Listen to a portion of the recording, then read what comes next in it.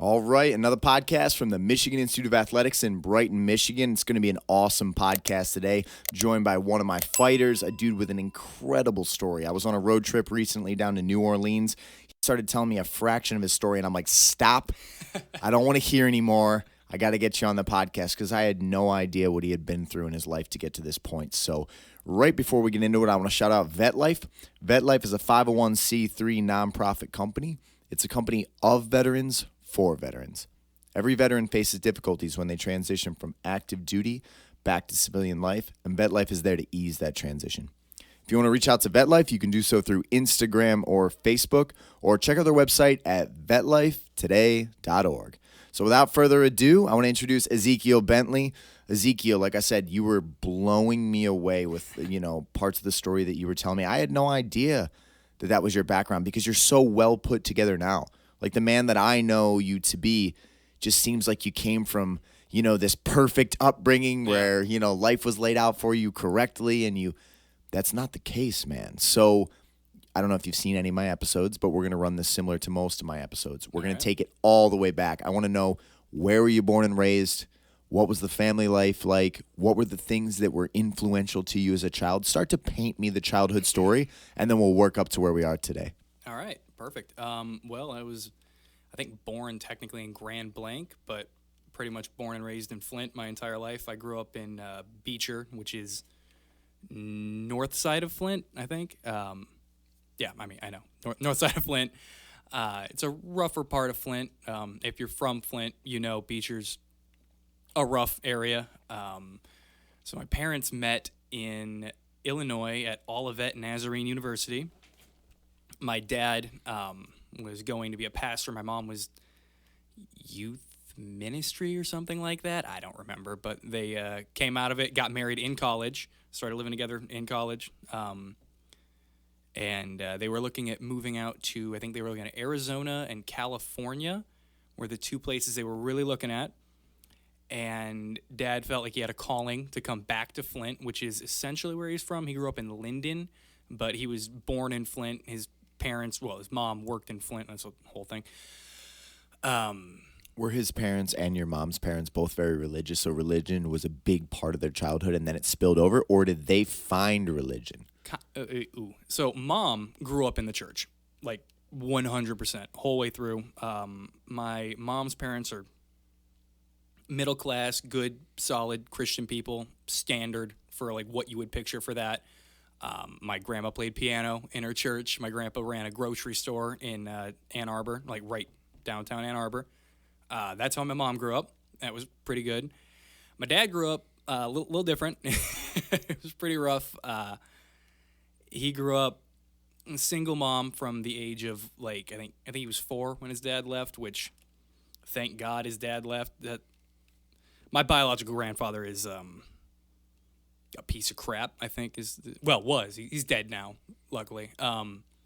But just not a good human being. Not a good human being. Not a good human being at all. Like, very low level. We can't even find people related to him. Nobody will take credit for that, branch of the family. We can't there are a bunch of Bentleys in the area. You got Bentley Schools, Bentley Flower Shop. There's a Bentley, an old folks home. It's run by Bentleys. We can't find any. Nobody will take credit for Rick. The guy was just such a character. He was a guy. He was something. But yeah, so my dad grew up with that. My grandma was a shop rat, short for GM, and she worked second shift, so she wasn't there all the time. Dad and his 3 siblings grew up in Linden, getting into all kinds of trouble. Standard, not great stuff. Dad was into drugs and all of that. When he was 17, he started dating a pastor's kid, which they went to church when he was a kid, on and off, here and there, I think, but it wasn't really part of the culture of the home, which is a big, you can go to church on Sunday, but if you don't have a Christian culture in your home, you're not growing up in it, really. You've got your one day that you put on a suit, you go to the church, you pretend that you're not doing the stuff you're doing throughout the week, the pastor pretends he's not doing the stuff he's doing throughout the week, and it's a whole thing. This makes everything okay, right? Forgive me for everything I've done and all the ways I know I'm failing and being low caliber. But I'm here, right? And I put a suit on. Yep, you put a suit on, and then you go home and you keep doing what you've been doing all week, and it is just not. It's not great. But anyway, Dad at 17 started dating a pastor's daughter who was not really living the Christian life per se, and he was going to church every Sunday because when you're dating the pastor's daughter, you have to go to church every Sunday. And he wound up breaking up with her, and then he found himself sitting there. I think he was in a car, is the way he describes it, but he was thinking, am I pretending, or is this real? Is this real to me? I think it's real. And then he stuck with it. I think he started going to a different church.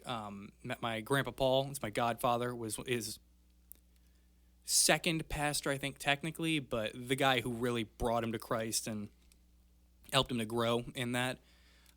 Decided he wanted to be a pastor. Went to college at a Nazarene university. Broke up with the lunatic that he was dating at the time when he saw all these women. You know, you get out of the bubble that you grew up in. You're like, oh, I have options. And so he started looking around there. Basically stalked my mom. You know how everybody tells that story of like the way they met your mother, and you're like, oh, that'd be really inappropriate today. Just showing up wherever she's at, and standard stuff. But yeah, they got together and felt a calling to come back to Flint. He was told by I can't remember what it was, one of the people at this university, like not like a dean, but somewhere high up, told him, like, if you move to Flint, you're going to make no money, you're going to make your wife miserable, and it's going to be a nightmare. And he's like, all right, well, I'm doing what I feel like I'm being called to do. Challenge accepted. Yep, moved back to Flint, and, he makes mom miserable sometimes, but we moved back to Flint, and I think he got hired. My grandpa Paul was working at a church in Beecher at the time.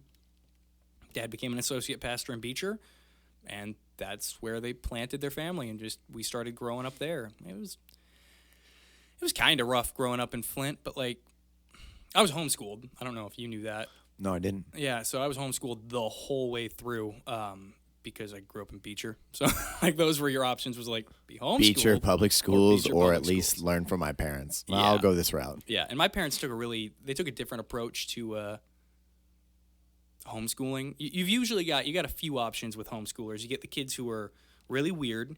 Those are often the kids whose parents like homeschooled them, and there's very little structure, and which a lot of homeschoolers are really weird, which is because, in my opinion, they didn't have their weirdness bullied out of them.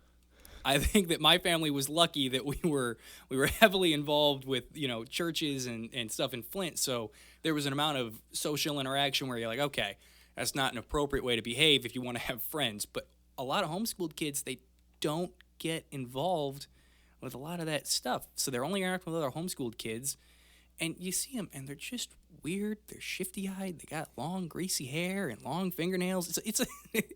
There's a thing to homeschoolers being weird, and it's.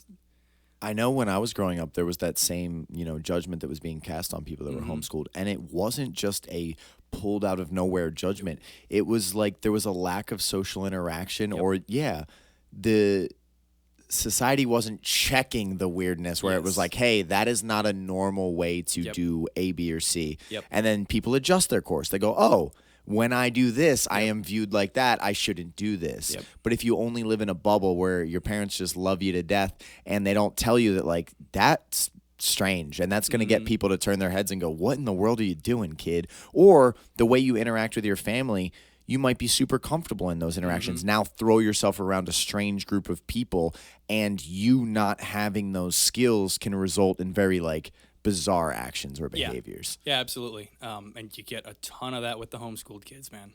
Which is shocking, though, that it is changing, because I have always carried that, stereotypical viewpoint of homeschooled kids. But I have a couple families now that are students in my program.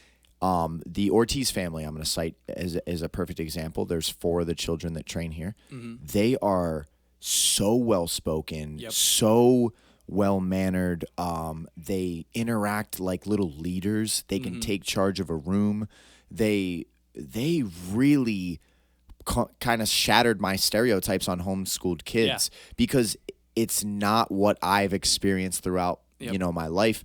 But I think that homeschooling has become a way more common, and a lot of people are very frustrated with public school education. Yep. So more regular families are getting into like, okay, how do we do this the right way? Mm-hmm. How do we give the kids structure, but make sure they get social interaction, Yep. and steer them the right way? Versus back in the day, it was more of the outlier family types. Yeah. That's what I'm going to call Yeah. them. Outlier family types that said, we're going to go the homeschooling route. Yep. Living out in a cabin in the woods, that kind of Yeah, family. exactly. You get a lot We of don't that. need no public school. Yeah, which, not gonna lie, my dad has an element of that, but, it was, my dad's savvy enough that he was able to kind of move us in the right direction along the way. And we didn't do, like a lot of my homeschool friends did, like, a K through 12 program that was, like, through the public school system. You just did it at home. We did none of that. There was a whole year where we read For Dummies books. Those were our textbooks. Like, legitimately, we had, like, Greek history for dummies. We had, I can't remember, we had a couple. This is fascinating, though. This really shows that, listen, you don't need to follow the exact model of our education system or our indoctrination system Yep. because it may or may not be what is best for your child. Yeah. Because you are a cut above most people that I interact with. You're an extremely high caliber human being in the way that you interact with people and the way that you control your emotions. And you learn from a very unorthodox system Yeah. of education. Absolutely. So it really shows that there's way more flexibility than we thought because I feel like a lot of parents, they're like, man, well, I have no idea how to educate my kid. It's like maybe you have a better idea than what you think. You just have to stick to fundamentals and you have to teach them life lessons as little people. Yep. They're going to be you in 20 or 25 years. Educate them as you would have to have been educated. Yeah, You for know what I sure. mean? So you're a perfect example of that. Yeah, definitely. There's also like public school is laid out in this standard, like everybody does the same thing at the same times. You have a bell that dismisses you. You sit in rows. The majority of the population does not function like that. It's based off of factories. Like the whole thing was designed to create factory workers in the 20s, and a lot of people don't want to be a factory worker. 100%. And I get it that they're trying. I mean, when you have this massive group of people with all different backgrounds, all different attitude levels, all different structures in their home life, and you're going to throw them all in one location with a teacher Yep. that is also going to be on a scale of competency. Like Yep. there's amazing teachers and there's very low caliber teachers. And we've gotten to a society where it's almost difficult to say that. No, there are levels of everything, okay? So you're going to throw all of these people into one mixture. You know what you're going to do? You're going to create efficient systems that just check the most boxes possible. Yep. And the people that aren't learning under that system, it's like, well, we're doing the best we can with an overall model that can hit everybody, but it's not the hands-on approach that anyone would take if you truly loved the child and wanted to Yep. bring out the best in them. Yep. Like the Socrates method would be the best. Like one-on-one learning, discussion, debate, breaking down information, trying to understand why do you believe what you believe? What is that structured upon? Why do you need to learn how to think? Why are these processes important? It's hard to do that when you have a massive group of people from all these different backgrounds. Yeah. So for as much as I'd want to cast an evil light on the education system where it's like, it's just to produce slaves, because I thought that way for a long time. It's also, I think, people just trying to be like, we don't have a great solution for how to mass educate this absolute army of children with teachers that have to want to be there. Mm-hmm. Because it's not like if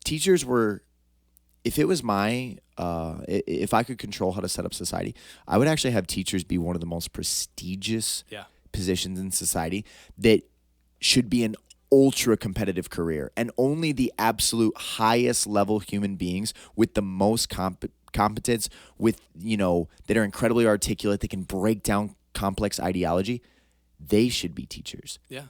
Because the education of the youth is what will steer the future. Yeah.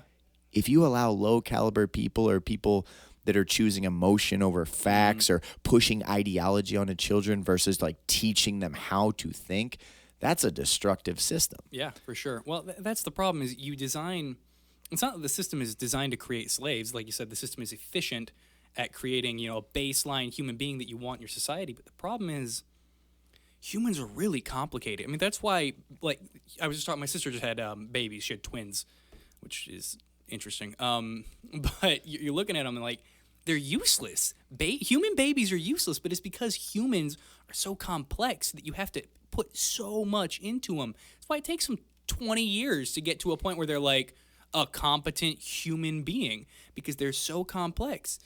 And you take a one-size-fits-all approach to this extremely complex human being, it doesn't work. It just doesn't work to create your best version of each of those people, which is why homeschooling worked really well for my family. We had 3 children, 3 very different approaches on how we would learn things, do things. And, I wasn't the oldest, but I would learn some things first because I was better in that area than my siblings were. And then other things I'd lag behind. Like I was never very good at math. Math held maybe bad. But I've always been very interested in things like history and English. And, I read voraciously as a child.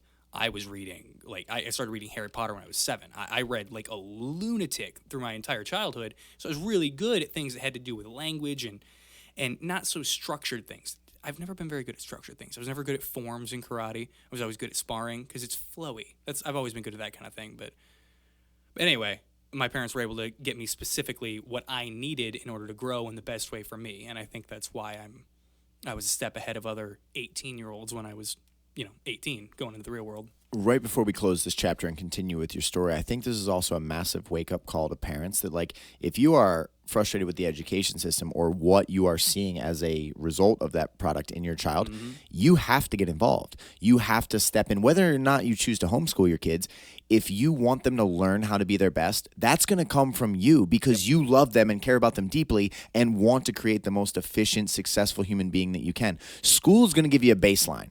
So don't sit around frustrated that the baseline isn't what you want it to be. Put in some effort and find out what can I do to enhance my child's potential in this world. You know what I mean? Because at the end of the day, like we said, school is going to get you a basic level. And based on where your kid falls on a bell curve is how well they will adopt the education that they take on from school. Some kids are not going to take into it at all. And some kids are going to be like a valedictorian, crushed it. School just happened to work for them. So let's shift now to one of the things that was extremely shocking that led me to wanting to do this podcast is you were saying to me that you guys grew up brutally poor. I had no idea that because you have no victim complex. You have no poor me. You have no sense of that. Even when things don't go our way, fights fall through, things change. A lot of the times people that came from a ton of struggle adopt a little bit of this go figure. Oh, of course it did. Yeah.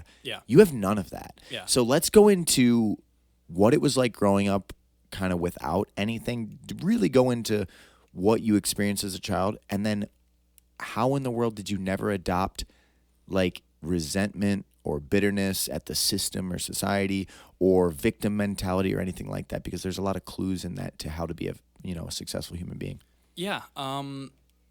Well, for one, I come from a family, like I told you, my dad's family was not great. All of my dad's siblings, he's got 3 siblings, they all talk about something they call the Bentley curse, where nothing ever goes right for the Bentley family. That's see what I'm talking about? That's exactly what I would expect from people that have not taken control of their own life and built something worthwhile. It's never their fault, right? No. The people that don't get it together, it is never their fault. No. It's a curse. Society is just unfair to them. Yep.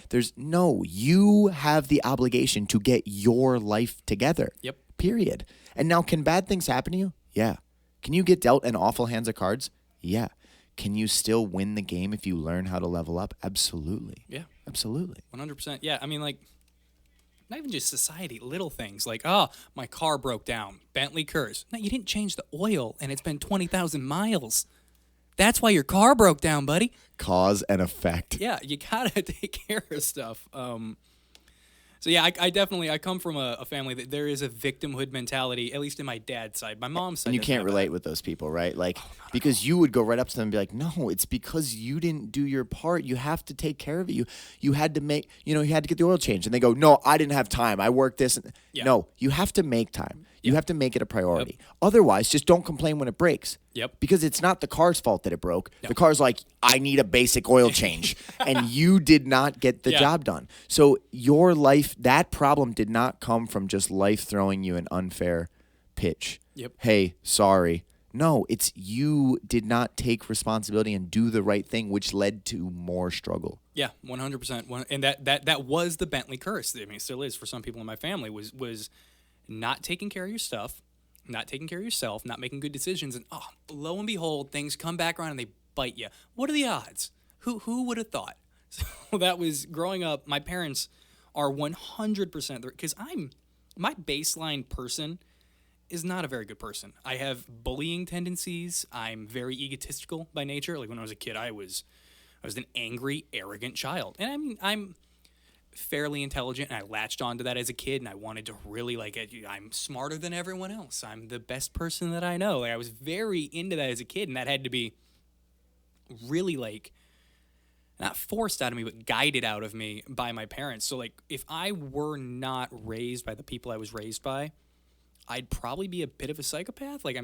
I'm by nature, I'm not a really good. My brother's a really good person by nature. If you had taken my brother Corbin and you put him into a horrible family situation, he would come out and he'd be an okay person. He's got a lot of empathy by nature, and he's very caring and kind. And he's what you would consider a good person by nature. I'm not. That had to be beat into me, literally. Sometimes I had to be really taught how to be a good person. So. Absolutely, my parents. We were poor growing up, for sure. I mean, my dad was, and my mom's definitely somewhat to blame because she let my dad make decisions with she was definitely part of it, but my father is such a convincing person. He can talk you into anything. It's ridiculous. He's very charismatic. And so they made these horrible decisions financially, even though my mom grew up, dad owned a store, I don't know what my grandma did, but they did well enough. Everything was fine. They had a good house in Ypsilanti. She went to a good school. They were never hungry. There were never issues like that. My dad's family, very shop rat culture, which the whole union culture, which unions have done a lot of good. The union culture has done some bad. I mean, that's part of why Flint is the way that it is. It was all these union people who were making crazy money, and then GM pulled out, and you're left with this victim mentality, and then everybody who could afford to moved out. You're just left with the worst of the worst. And, so my dad grew up being taught, you always spend more money than you make, and which is an insane concept, but it's a very common belief that, you always have a line of credit. You run, 105% of your income, and you just live just barely outside of your means. And you hope that you get, raises and stuff, and then you can bring your just outside of your means up a little bit. But there's no real upward mobility because you'll always be trading your hours for dollars. And my family did the same thing growing up. I watched my father and my stepmother always living at their maximum. As soon as they would get to the point where they were almost getting ahead, they needed new furniture. They needed the latest car. They needed this. They needed that. They needed to be a part of that rat race. And then I would see them show it off. They're very happy. It almost probably gave them the feeling of look, guys, I'm doing it. But then behind the scenes, they're like, oh my God, if I was to, they were in crippling debt. They were 2 months from losing everything they've ever had. But yet they're constantly trying to keep up with this rat race that it's you don't need to play that game. Why are you playing that game? Drive an older car. Stop that. You're going to impress strangers? You don't even care about their opinion. Well, apparently you do, but you are putting yourself into this constant state of chasing the debt that you've taken on, which is a very common poor mindset. Yeah. That mindset is incredibly common in people that think oh, I just bought this. It's you don't own that. The bank owns that. Yeah. Until that's paid off, that's not yours. Lose your job tomorrow and not be able to find income and watch how much those assets are yours. Yeah, for sure. They're liabilities. Yeah, 100%. And you're not creating generational wealth. Everybody talks about generation. You're creating generational poverty with these horrible mindsets. Well, poverty is in here. I hate to say that on a podcast, but if you're poor, a lot of it is because of your mind. Oh, yeah. I mean, we're in America. It's not that hard to get rich. People hate hearing that. But, if you just... I'm way less wealthy than I could be because I choose to pursue MMA, and I drive down here, and it takes 6 hours out of every day to come down here and do training, which is great because that's what I do. That's what I want to do. That's what I'm here for. But if I chose to, I could be making way more money. It's not that hard to make money in this country. You just got to get your mindset right. But That's a whole different podcast. Whole You know what? different At some point, once we switch to my format of multiple guests on, we're going to be doing several ones about opportunity, Yep. mindset, ways to create wealth, et cetera, et cetera. Yeah, for sure. So let's continue with the story. So we're, Yeah. we're really digging into how you did not become victim mentality. Yep. So growing up, we were extremely poor because my dad tried to get wealthy by doing, ironically, rentals when I was a kid. But he did it the way that he was taught in his childhood of spending more than you can afford to. So they went maximum more. They bought multiple properties at once instead of saving up and buying one. They went mortgage on all of them, and they leveraged the crap out of everything. My dad over leveraged my parents. I keep blaming my dad, but he was the driving. He force, was I the think. one Yeah. steering the ship, saying, "Don't worry, it's going to work It's gonna out." work And out. there could have been more caution from your mom, like, "Yo, For pump sure. the brakes." Yes. Mom really needs to be the brakes in the relationship because my dad is all gas. The man is all gas. I like people that bite off more than they can chew. I really do. It's just sometimes you sink your own ship that Yep. could have taken you to the destination. It happens. It does. You got to be cautious, which is why it's really good to marry somebody who's a little more cautious if you're a lunatic like my father. Which my mom is more cautious. My dad's just such a lunatic. It's hard to rein him in. I have the same dynamic with Stacy. I am what I always tell people, delusionally confident. Yep. Delusionally. Like if you listen to some of the statements I make, like if you went back to when I was in the basement, I was talking that this building would exist. I said UFC fighters from around the world are going to end up visiting Brighton. Yep. You know what I mean? Like that's delusional. If you sat me down with a psychiatrist back then, he'd have been like, "You teach martial arts out of your basement, okay? There's Yeah. never been a UFC fighter from this area ever. Yeah, but here we are. Why are you going to have this mega facility that people are going to seek out training from?" Yeah. But that type of delusional confidence can create some life-changing things. But you also have to really start to look at, what is too extreme and what is practical steps towards a goal. Yeah, for sure. Well, too extreme would be over leveraging yourself with the mortgages like my dad did. It whole thing collapsed eventually. I mean, like it does. That's what happens when you over leverage yourself and you don't have contingencies in place. It just went south. And dad was my dad's. He has I like to call it long-term ADD. Like when he was 16, he got his license and became a mechanic, and he would just go like driveway to driveway. He did like in the winter, he would get your car started if it was cold out. So he'd get under there, and I don't know what all he had to do. I'm not a mechanic. Dad was. But then when he got like 25, he's like, I'm done with that. So then he started doing construction. He did that for a long time into his 30s, and then he planted a church, and they had to do construction to fund the church. But growing up, though, we after everything crashed, we had no money, and we and the part of my childhood that we were probably the poorest, I think, was right when Dad felt called to plant the church, which is not a good time to be super poor because you're going to keep being poor when you plant a church in Flint. Like tithing in Flint is not, one, a thing, or two, good money, which being a pastor shouldn't be about income, and it definitely wasn't for my dad. But we moved into this house in Beecher. The previous owner or tenant or whatever it was had not paid their bill. They racked up like a couple of grand. We didn't have a couple grand. When we moved in, they put the bill on us. We couldn't afford it, so we just didn't have power. So I feel You like made it work living there for how long with no power? probably 6 months to a year, somewhere in there. No power. No power. No, like we had kerosene stoves that we would heat up water for baths. If you needed a shower, you took a cold shower, which we had power. We didn't get power from consumers. My dad. So how long did you actually have no power? And then now that we're saying it on the podcast, how did he found a solution and found a way to make it work? So we had no power for, I would guess less than a week probably because, again, my dad's a maniac, which he's a very intelligent maniac. So he got, first thing we did was we bought, I think we had a generator because Dad does construction. So we had a generator, hooked that up, backfed it into the house. And then we would just, when we needed power, we would run the generator. We're like, all right, well, we need a fridge. So like we got to have that on all the time. So what are we going to do?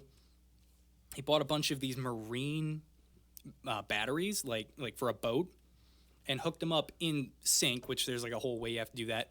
Big old power inverter, and then backfed that into the house. We would run the generator for like maybe an hour a day, back when gas was a lot cheaper, run the generator. It would power the batteries up, and then you just could not use power except for the little things that we really needed power for. One of my chores as a kid, my dad had this exercise bike. It was not a recumbent, one where you actually sit on top of it and you're pedaling, and he pulled, I don't remember how exactly he did this. He kept the wheel on. He strapped up 2 alternators to it. No. Yeah, he did. He got a bigger belt, like off of a car, because my dad's a mad scientist. And for 15 minutes a day, we had to pedal on the bike, and it would produce power for the house. Not a ton, but it was one of our chores throughout the day. Was we had to pedal to create power. This is not a movie. No, this happened. You were on a bike. Yep. Pedaling to create electricity for your home. Yep. I love this story so much. Yep. So, and then you said he found a workaround to be able to get power back into the house? No, that was what we did. Was for 6 think months to a year, the power was produced by my legs on that bike. Like that was. That is unbelievable, Ezekiel. Do you know how rare of a story that is? This is my 120th episode, and I've never heard anything like that in my entire life. I'm literally picturing this little kid, 2 alternators spinning. I mean, in theory, they create power, and you're over there putting in the labor. Wow. Yeah. That's amazing. Yeah, and it worked. I mean, we did it. I would sit down and I would read a book. It had these handlebars that was like a square almost. You had handles here, and here. I would put a book across it, and I would just read while I was pedaling this bike. 'Cause, you have to pedal the bike. You might as well do something else. So. Imagine today's kids. Okay. Imagine I go.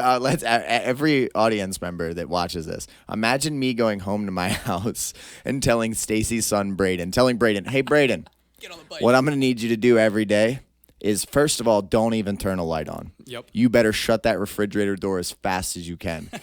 What I need you to do is, I'm thinking 15 to 30 minutes a day, you better get on the bike and power these batteries. You better do your part, kid.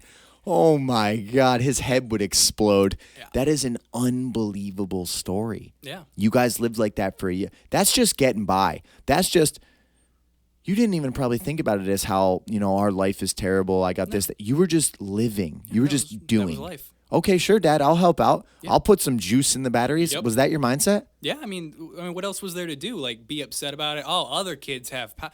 Whatever. We have power, too, when we need it. If you want more juice, get on the bike for a little bit longer. That was a literal conversation I had with my father at one point. It was like, hey, if you want more power, if you want to do more stuff with electricity, go pedal. Get more juice. This might be the favorite part of an episode I've ever had. That's amazing. Yeah.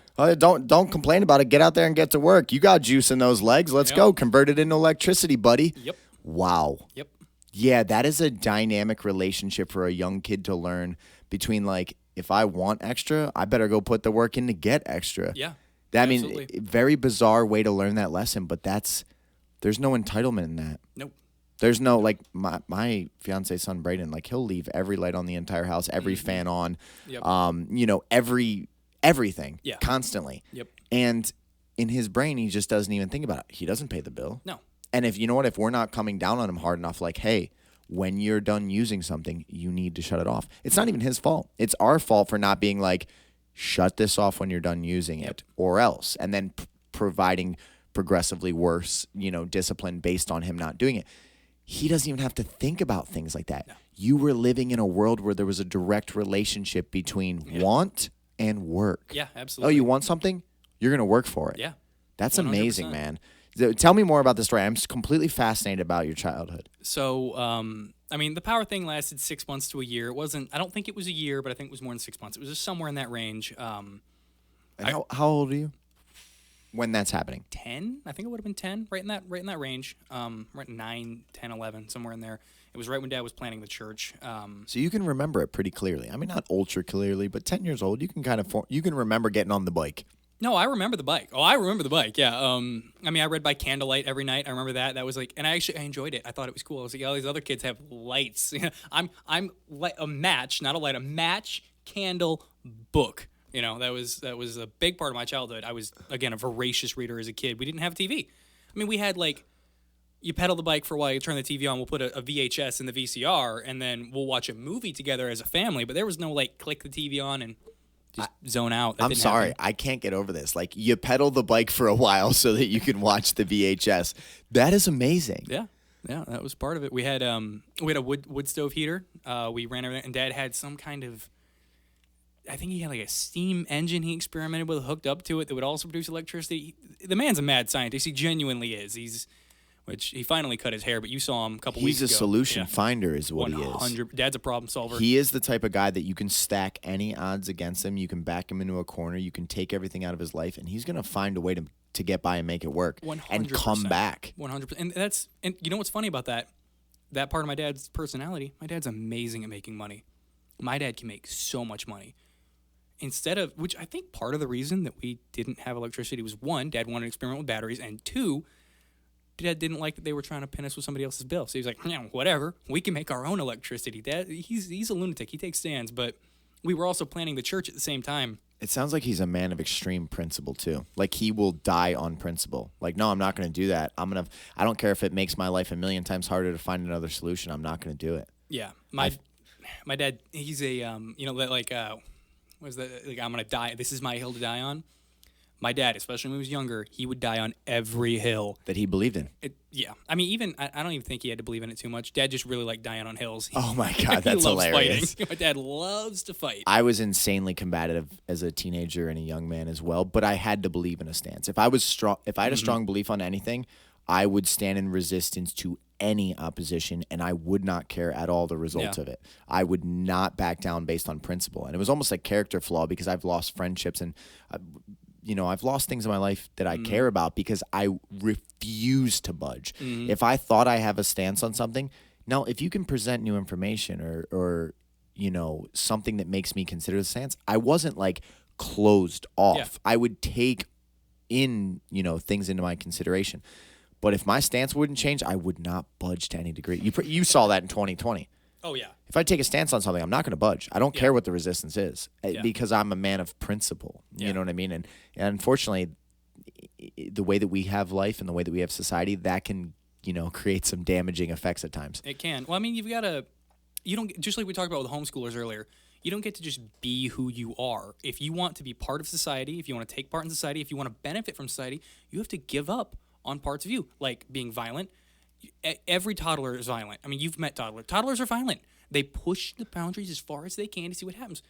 And if you let them keep doing that, they grow up to be a psycho, and they get very little out of society. They're a lunatic. They don't give anything back. They don't give up a piece of themselves to be part of this world that we live in, and they end up in jail a lot of the time. You have to give up part of who you are to benefit from others. I actually think you're going to see a massive ramp up in that from the next generation of kids coming up because there are so many parents that are not putting any discipline on their kids. They just love them so deeply. And these are parents that probably came from broken homes or came from a lot of damage where they're very emotional people are frustrated by society. So they are not structuring their kids well. They're just being their child's best friend, and they don't want to tell them no, and they don't want to hurt their feelings. And well, guess what? You are not going to set boundaries on what can be a very dangerous creature. Human beings are capable of immense greatness, of incredible feats.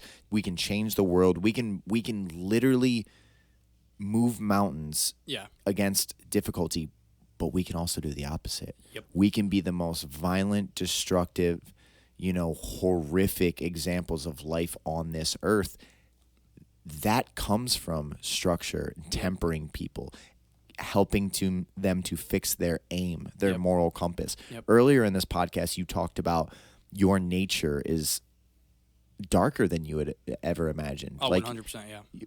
But what I think you are not accounting for in yourself is by going into that darkness and then being provided guidance and structure, the reason you are on this side is because within your spirit it's better to be this type of person. Yeah. Right? So it's not that you are actually dark by nature. It's just there was tendencies to get pulled in that direction. For sure. And if you wouldn't have had a good mentor or guide to say, no, that's not the way to be, you might have somehow justified those things. Yeah. Well, I'm allowed to do this. I'm smarter than you, so who cares if I treat you like shit? Yep. Well, now you've realized, no, there's a place for compassion. Being a better person is meaningful. Mm-hmm. It adds value to my life and to who I am as a human being. I think that all human beings need to experiment with the dark to find out that they don't belong in the dark. Yeah.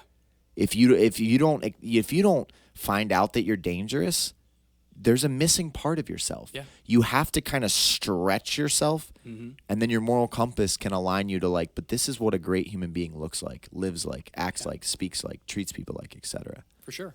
And I think you see a lot of that around here with like, you see all these people who are uber violent in their hobby, passion, career. I mean, we're all fighters around here. You hit each other, you choke each other. That's what we're here for.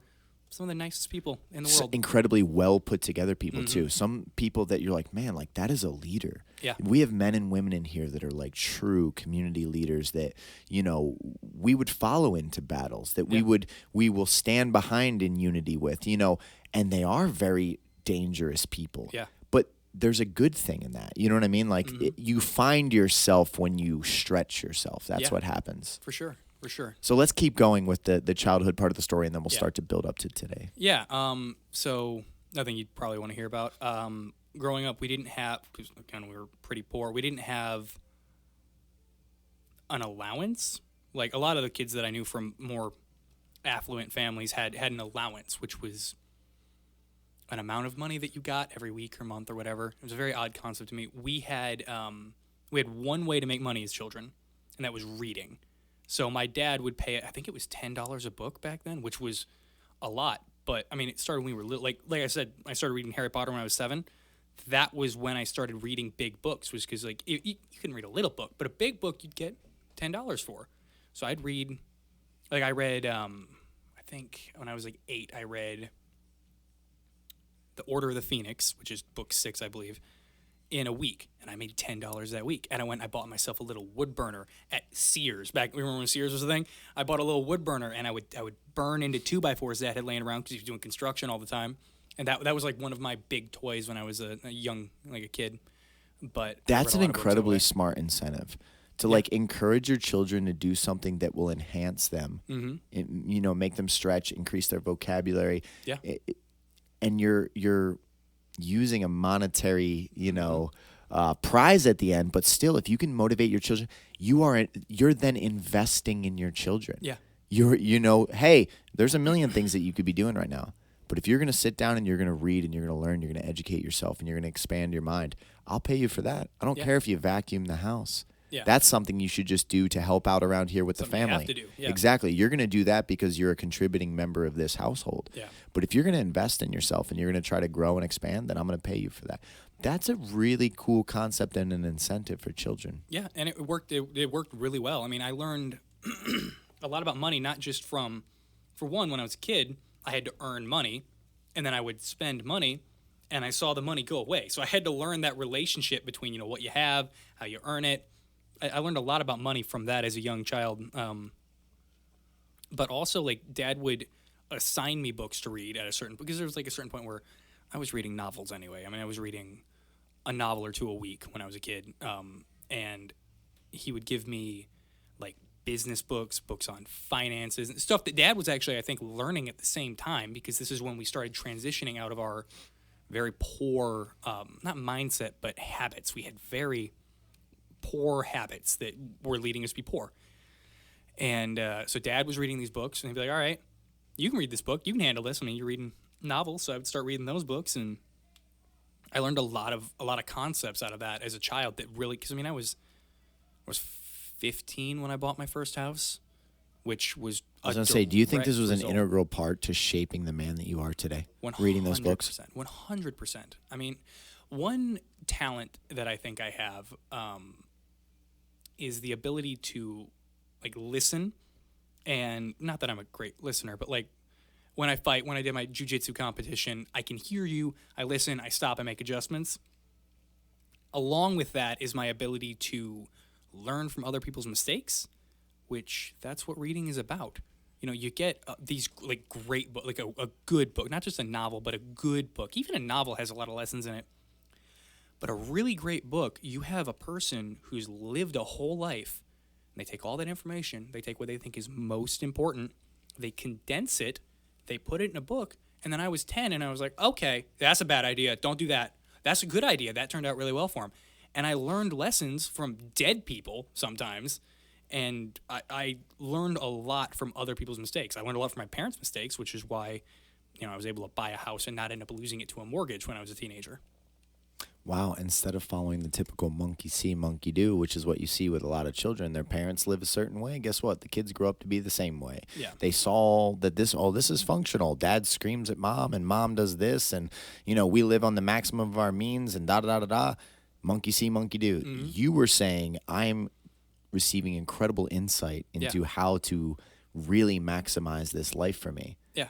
And it was incentivized by your father. For sure. It's brilliant. Yeah. Yeah. And I didn't come up with that. This is something that my dad told me. I remember my dad telling me as a child, that exact the way I just explained it. I remember my dad explaining it to me as a kid, was like, you don't have to go out there and be a moron to learn things. People have been morons forever. Talk to them, learn from them, read what they did, and you can learn lessons from that and make better choices. So that was definitely part of. Yeah, that's really brilliant, man. So now start to paint me into the part of your story as you're getting near. It sounds like, the end of middle school, high school, your family starts to turn things around, kind of like what's dad's first big break? When does life start to change? Does it even start to change while you're still living in the home?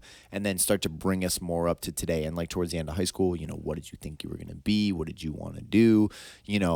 Having the both perspectives from being dirt poor, riding that bike for electricity, up to like starting to have things come together.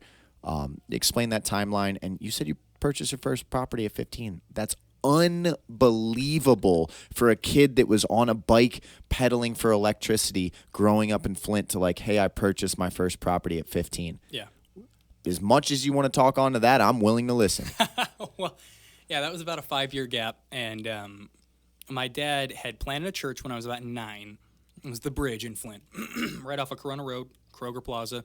If you're in the area, you probably know it. Like, people in Flint know the Bridge. The Bridge was a money pit, for one, because we continued to be poor for a long time because Dad, Talk to me about the business of religion. I know that's like it's a topic that people try to avoid really hard, but at the end of the day, even when you travel to very like poverty-ridden areas, the churches are usually pretty incredible. Like if you drive around and you look at churches, they are mega compounds that they're impressive. Yeah. They are impressive. Like look at 242. Look at they're incredibly impressive. The business of religion has to exist for it to expand in the way that it does. 100%. I know nothing about that. Explain a little bit about that to me. Obviously, your father had to probably go all in on it to some degree, but then at a certain point, it started yielding a return, right? Or no? No, not on that church in particular. Most churches. Yeah, tell me about most churches. Like, what is the business behind religion? So most churches, you have the kind of people who are into religion and doing what you're supposed to do, and you put on a suit, you go to church, you make yourself a better person. Those people make more money than people who aren't into that kind of thing on average. They just do. Religious people, most of them, people who are truly religious, not people who are Sunday Christians, we call them. Yeah, they have structure. They have a format. They have a belief in something higher. They are trying to keep their lives in order. They're more conscientious overall, I would imagine. They're more focused on, like, how can I do the right thing? Well, if you do the right thing more often, you're going to, you know, life is going to yield higher success rates. For sure. Not always, but oftentimes. Yeah, for sure. And you get wealthier as a consequence of that, especially in this country. And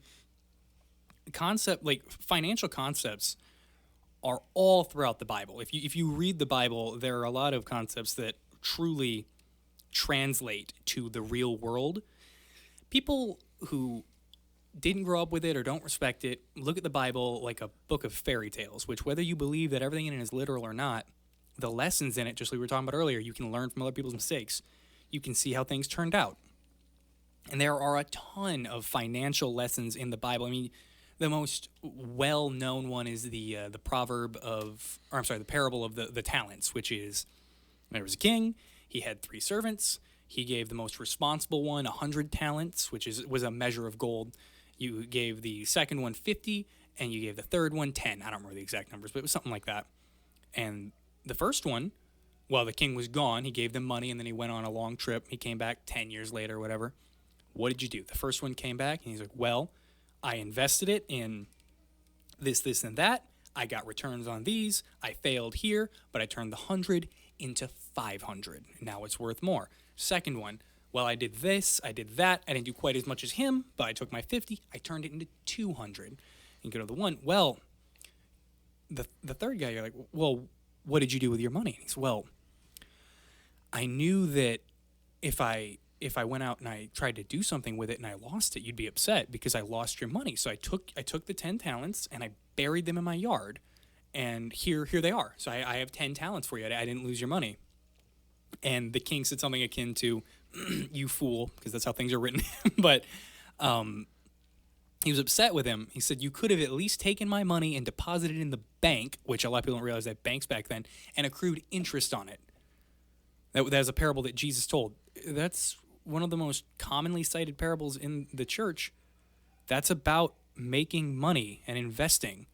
Like, I mean, these lessons are throughout the Bible. So as you were telling me that, I was like, I had no idea that it even existed in the Bible. I mean, the first one was a 5x return, then you had a 4x return, and then you had one guy that lost money due to inflation. Yeah. In modern terms, you know what I mean? 100%. I would have never thought that type of stuff was in society, and it's teaching a lesson in the fact that, like, you can use money as a resource to go out and affect change, or use it in different endeavors, which then can yield more, which then you could compound upon. And that's really how wealthy people are successful. 100%. And that's why you get a lot of people in church who are successful.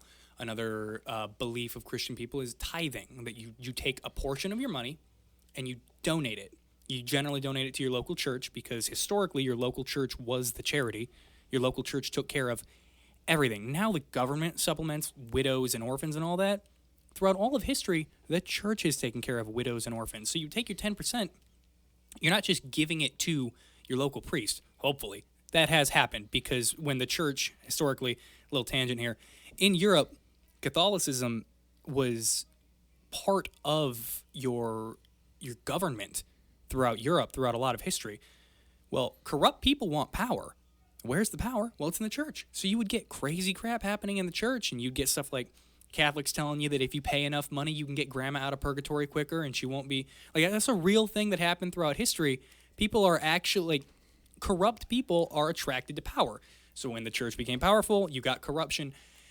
I don't think that's due to the religion. I think that's due to corrupt human beings searching that out. I agree. I believe that's corruption in people. And at the end of the day, whenever you put someone in a position where they can do the right thing or the wrong thing, it comes down to the individual. If you start hating the overall ideology, you're missing the point. Yeah. Because a good person in that position could affect profound change. They could help a lot of people. And they did. can make a difference. Absolutely. Yep. So you really have to remember to look at the individual and not the group based on a certain activity. Even if, unfortunately, like in the Catholic Church, we won't go into this, but there are a couple areas that have seen a ton of atrocity and a ton of craziness. For sure. But again, that's individuals that are doing the wrong thing. Yeah. Behind the guise of something that could be good. Yep.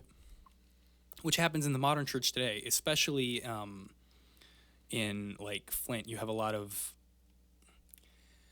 people don't like this term, but they're black churches. The African American church culture is different from white church culture. I mean, you have a lot of wealth accrued by your local pastors, which there are a lot of white pastors who do the same thing, but it's part of the culture of churches in that community that it's very weird. Like, you met my friend J1. Yeah. I grew up around J1, which was one of the things that I think made me more precocious, was as a child I was hanging out with adults way more than I was children because they had what I wanted. They were moving forward, but he talked a lot about it where, like, instead of giving your tithes and offerings into a bucket, you would have music playing and you would throw your money on the ground and it would be this big like spiritual experience. Well, that's a way to get a lot of money. And then your pastor rides off in a Lamborghini. It's a very odd dynamic. Not that I'm not condemning it because I don't know it that well, but it's a strange dynamic. But things like that still happen today. People are attracted to positions of power and they'll go for it wherever it is. But yeah, that's the business of religion, is that you get people who are well off, they invest in their local church, and then they'll tithe forever. So you'll get like old people, like my wife's church growing up, they had I think over $1 million sitting in a savings account that they wouldn't do anything with for the community, which that's a whole other issue. But that's because they had people who started their lives in that church as young 20, 30-year-olds, and they continue to accrue wealth. They continue to give 10%. As that 10% grew, it more than covers the electric bills at the church. And they wind up just making a pot. And then you've got pastors who are making $100,000 a year sometimes. They're making good money to go preach on a Sunday. And then a lot of those pastors didn't do the extra stuff that you should be doing as a pastor. But yeah, my dad worked way harder than any other pastor I've ever met and made zero money. It cost Dad probably $50,000 a year, I think, early on to keep that church going. Wow. So, I mean, he was just in it for the love of I'm going to make a difference. 100%. I'm going to help people. Religion has turned my life around, and I'm going to try to help others do the same. Yeah, I mean, you know where I live. I live in a super nice sub. I live in a super nice home. The person across the street from me in that big brick house, not the one on the right, but the left, he's a pastor. Yeah. And, like, so he lives in a really nice home and does everything. And now, obviously, if he is serving a purpose and he's really giving to the community and he is changing lives and he is making a difference, it's like I am in full support of you deserving a good income to do that. But but it is weird when it comes on like a donation basis. You know what I mean? There's just a weird dynamic. I think that a lot of people that are against religion or that are non-religious, they like to point out like, oh, you're a hypocrite. Well, really, if you're making a major difference and you're impacting a ton of people's lives and you're guiding them, what is the difference between like that and being a motivational coach or a mentor or a leadership development person, which you would be getting paid and society would be supporting you getting paid for that, and you're doing the exact same thing. Yeah.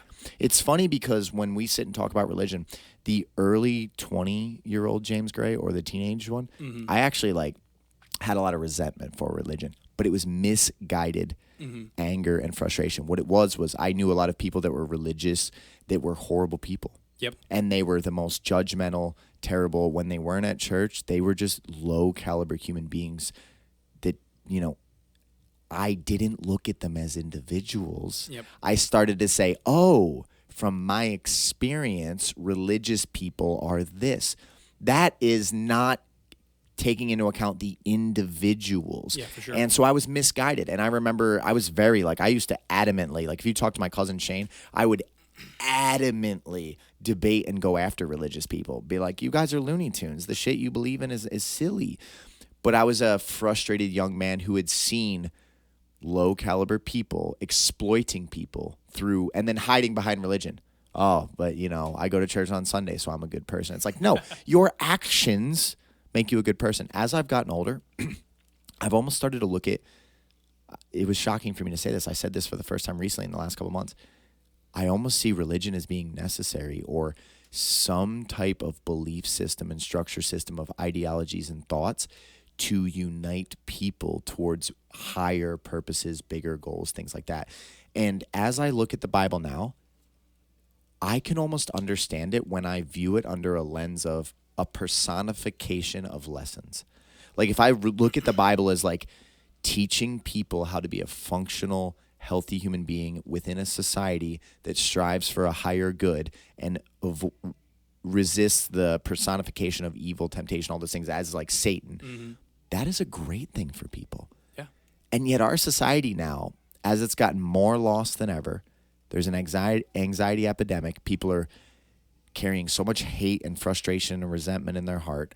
They're openly rejecting religion. It's like maybe we need to get back to these like bonding ideologies where like, yo, we are all in this thing together and connected in ways that we do not understand. Yeah. Now, whether you attribute that to like a higher being that created us all and we're all created in their image, and or you just want to connect in an ideology that like you are me and I am you. So if I treat you a certain way, that's a damaging thing. Yep. All of a sudden, I started to look at religion as like, man, we should get back to things like this. Yep. And if James Gray, that's 21, sat across from James Gray right now that's 34 and I said those things, I would have been vehemently attacking myself right now. Yeah. But maybe with age comes wisdom. Yeah. Well, there's you know that Nietzsche quote, God's dead and we killed him? Everybody knows that quote, right? Yeah, which leads to nihilism, right? Like that's how you become nihilistic. Yep. Well, that's the second half of that quote was like, we have no idea what the impact of that is going to be. The least religious society that I can think of off the top of my head was Russia.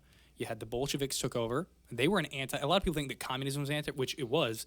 The Bolsheviks laid the groundwork for that. They were anti-religion. They tried to kill off religion. The communists took over. They absolutely killed off religion to the best of their ability, and communism was the new religion. And 40 million people died from when they took over to like 1960. One of the worst atrocities in human history was largely, in my opinion, due to the killing off of religion and its replacement, because you have to have something. Like you said earlier, humans are looking for an ideology, something. And like now, you've got everybody's following some framework. If they don't have Christian religion or, a traditional religion, they'll have being woke will be their religion. You have a bunch of teenage boys now who their religion is Andrew Tate, which is, he's got some good stuff, but there's a lot of problems with Andrew Tate, let me tell you. So you need something bigger than you, because I think intrinsically you recognize I'm not that big. I don't really know what's going on here. And we're all innately different. You mentioned earlier in the podcast, you're like, I think I'm innately pulled towards darker parts of being. And if I didn't have a structure to keep me on track, I could have gone off the rails. Yeah. I don't know if I necessarily believe that most human beings are innately evil. I don't think I believe that. I think they need to be shown the differences between right and wrong, or given a framework from which to set an aim. Because if they can actually, I think if you took a young boy and you allowed him to treat people extremely kindly for a period, and you allowed him to go for a period and harm people, physically, mentally, abuse them, beat them, harm them, and then all of a sudden, maybe it's a stranger at first and the boy doesn't really recognize that it's that wrong. He punches him in the face and he's like, oh, well, I wanted that toy. That's fine. I'm allowed to do that. But then what about when it's his friend? What about when it's his mother? Can he punch his mother in the face? Now, what about when it's someone he cares about? Now, all of a sudden, he's probably going to go, this isn't right. Why would I want to harm this person? I think that you could get people to come to the conclusions, but it might be an ugly process. Now, there are some people that are definitely psychopathic, that are like, they have no empathy. They have no compassion. Their world is them. Yeah. And everybody else is just an external thing that, like, it doesn't matter what you harm. I guess that's how you become a murderer, rapist, psychopath, yada, yada. But I don't believe, in my opinion, that most people, given the ability to do everything, would stay in the darkness. They might experiment from there for a while. Yeah. But at the end of the day, I think it'll slowly haunt and consume you. Yeah, for sure. There's a complex, humans, like, people are not just dark or light, not good or evil. No. You've got both. You've got everything. And when you explore that darkness, where am I going with this? No, I think you can, like I said, you find yourself. But if you never explore the darkness, how do you know that you don't belong in there? As weird as that is to say. Yeah. You know what I mean? Like, I know right from wrong better now than ever because I've done wrong. Yeah. And you know how I know it was wrong? Because when I reflect and when I do inner work and when I look at it, I go, man, I would never want to be that type of person. Yeah. Who I am matters. Yeah. My impact on this world matters. Yeah. People will remember the way that I made them feel, or the way that I treated them, or how I enhanced or destroyed their life. Yeah. It matters to me to be a person that is working for good. Yeah. But I had to find that. Yeah. You know what I mean? It's like, shit, when I was young, I was vengeful. If you hurt me, I was like, oh, I'm going to get you now. You know what I mean? And then I realized, like, man, there's just better routes. Yeah. There's just better ways to be. Yeah, those are concepts that, if you grow up in religion, you learn. Like having your intrinsic darkness that we've been talking about, that's a biblical concept. One of the first things that you learn is that God made everything. Everything was perfect. People came along. People messed it up. Humans messed it up. Humans are fallen creatures. That's something you learn in Sunday school as a kid, is that humans are fallen creatures, and you have to fight to not be the bad part of yourself. You have to fight for godlike attributes. You have to push for that because you have darkness in you from the fall. That's how it's taught in Christian theology.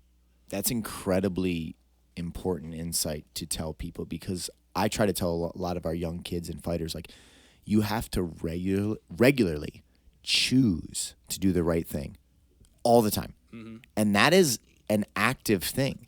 If you kind of let off the steering wheel, the car's going to go where it's going to go. You have to actively make it a point to say, who am I? Yep. What is my value system? What do I believe in? And which decision is correct for who I want to become? Yep. Now, I think when you do this over a more sustained period of time, you start being able to make the decisions without much thought. Yeah. You can trust your subconscious to just guide you. But that comes from a tempered process of choosing the right thing over and over. Like most of the times when I make decisions now, I know who I am well enough and deep enough that I don't really need to second guess myself ever. And sometimes, extremely rare occasions, I will still be led astray. And then I have to say like, ooh, why did I do that? Yeah. Why did I make that decision? How did I not keep my focus enough on myself that I allowed myself to do something that I'm not proud of? That I would do something that I don't preach, that I preach others shouldn't do. For sure. But it's like that is a process of constant evaluation. And you know what it is? It's like watching yourself. If you can learn to be the watcher of your own mind and like the keeper of your own conscience, like I'm going to watch what you're doing, bro. And you better keep this thing aligned. It's like a funny like multi-personality suggestion, but you have to do that. Otherwise, your limbic system and the way that you feel will just draw you into action. And next time you're angry, you're going to react out of anger versus being like, no, that's not who I am. I'm better than that. And I can do better than that. Yeah. So let's shift to, because we've definitely gone on a tangent. Let's shift to, actually, I don't want to miss, you purchased your first property when you're 15 years of age, growing up in Flint in poverty. The messaging across this culture is that you had all these unfair advantages. You grew up in poverty. You were riding a bike for electricity. Your parents didn't have really any money. You're homeschooled. You had a million disadvantages. Your skin color is not a disadvantage, apparently, from the media. Yeah. That's like one of the biggest things they say. If you have exactly. You probably experienced, a certain amount of unfair treatment. Okay, that's great to hear. But it could have been against you. All of those odds stacked against you, and you sit here and say, I bought my first property when I was 15. Yeah. That is incredible. That is hope to so many people that might look around their life and say, yeah, but look at all these disadvantages I'm facing. Guess what? That's going to make your story so much cooler if you get your life together. You're not like you were born in an affluent community, you were spoon-fed, you were given the right information and the right resources. No, you made it happen. Yeah. Let's talk about purchasing that first property. How did the idea come up? How did you make that happen? And then we'll start to talk about, towards the end of high school, tell that part of your story. So when I was 13 and 14, you're in that range, people always want to ask you, what do you want to do when you grow up? And I never knew. For a long time, I thought I wanted to be an author because I love reading. I don't have it. There's something to an author. You have to be a type of crazy that the ability to sit down and write a book and then do that repeatedly was like, I read Aragon as a kid, which was a great series for like young adults. It was written by this kid, Christopher Paolini. He wrote his first book. He started when he was 15, actually, interestingly. And he wrote his first book, and then it went pretty well, and he started touring with it and doing book signings, wrote his second book, and it became a very successful series. They're bringing it to Disney+. They're doing I think a live-action series based on the books, and he's in his 30s now, I think. But when I was a kid, that guy was inspirational to me. I was like, man, he can do that. So I really wanted to be an author for a little bit.